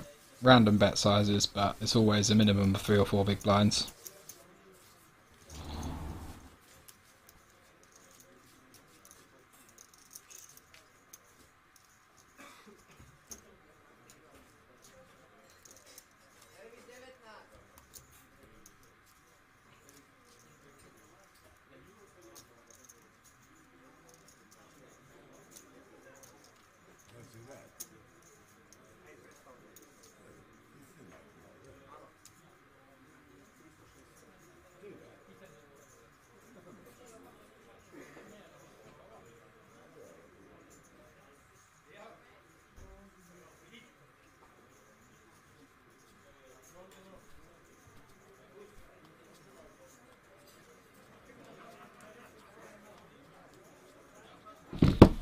Oh, they're going somewhere on another break? Why? We just had a break. But what about 7 breaks? Alright, we'll be back.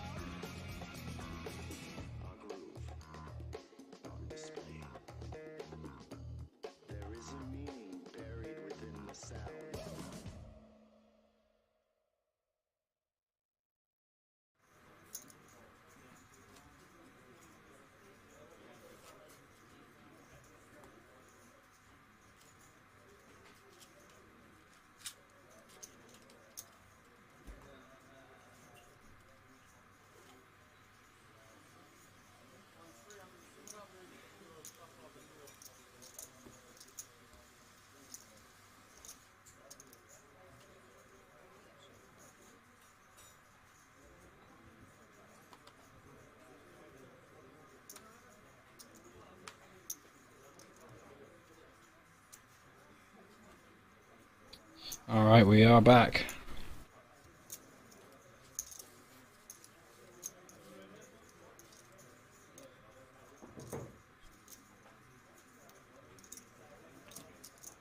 Mate has taken a big chunk out of Robin's stack so far. Robin down to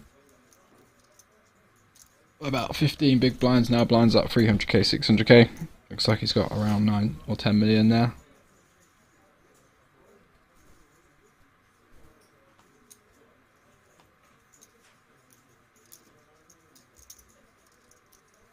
Queens on the button for Mate, could be a quick one.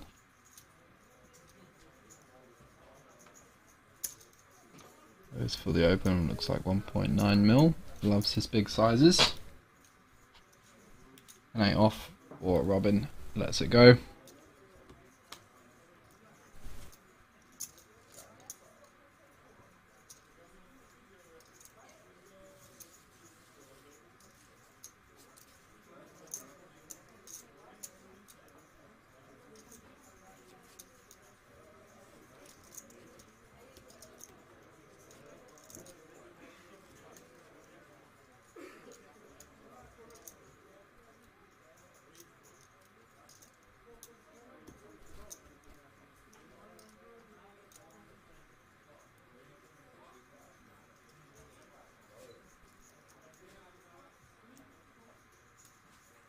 A7 off on the button. For Robin, goes for the limp, and this could be it. Don't think. Yeah, all in and a call. No way we're folding an ace. And Mate hasn't crushed. So, just needs to fade the 7 and it's all over. Mate will be the winner. 17.4k he took, and Robin 17.8k in the deal. Now this heads up is for another 3,900 euros. And the trophy, more importantly.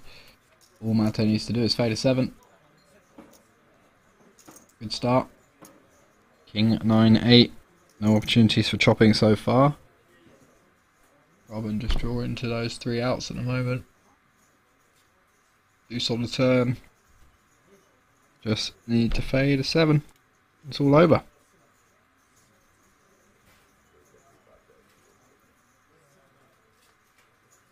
Boom. 5 on the river, he's done it. Look at that excited little giggle. Love it. Mate making a name for himself in Bangkok Casino. Keeps hoovering up these 5-figure scores here. Absolutely loving it. Second place finisher there. Robin, still a valiant effort. Takes home nearly 18,000 euros for his efforts. Not bad for 150 euros. There is your winner. Mate takes it down. Gets just under 22,000 euros. Very, very nice score indeed. And is going to put his chips together for a winner's photo there. Handing over the trophy. Nicely done. Congratulations to your winner, Mate Sandor, guys. Thanks for tuning in. Leave you with the images of Mate celebrating his win.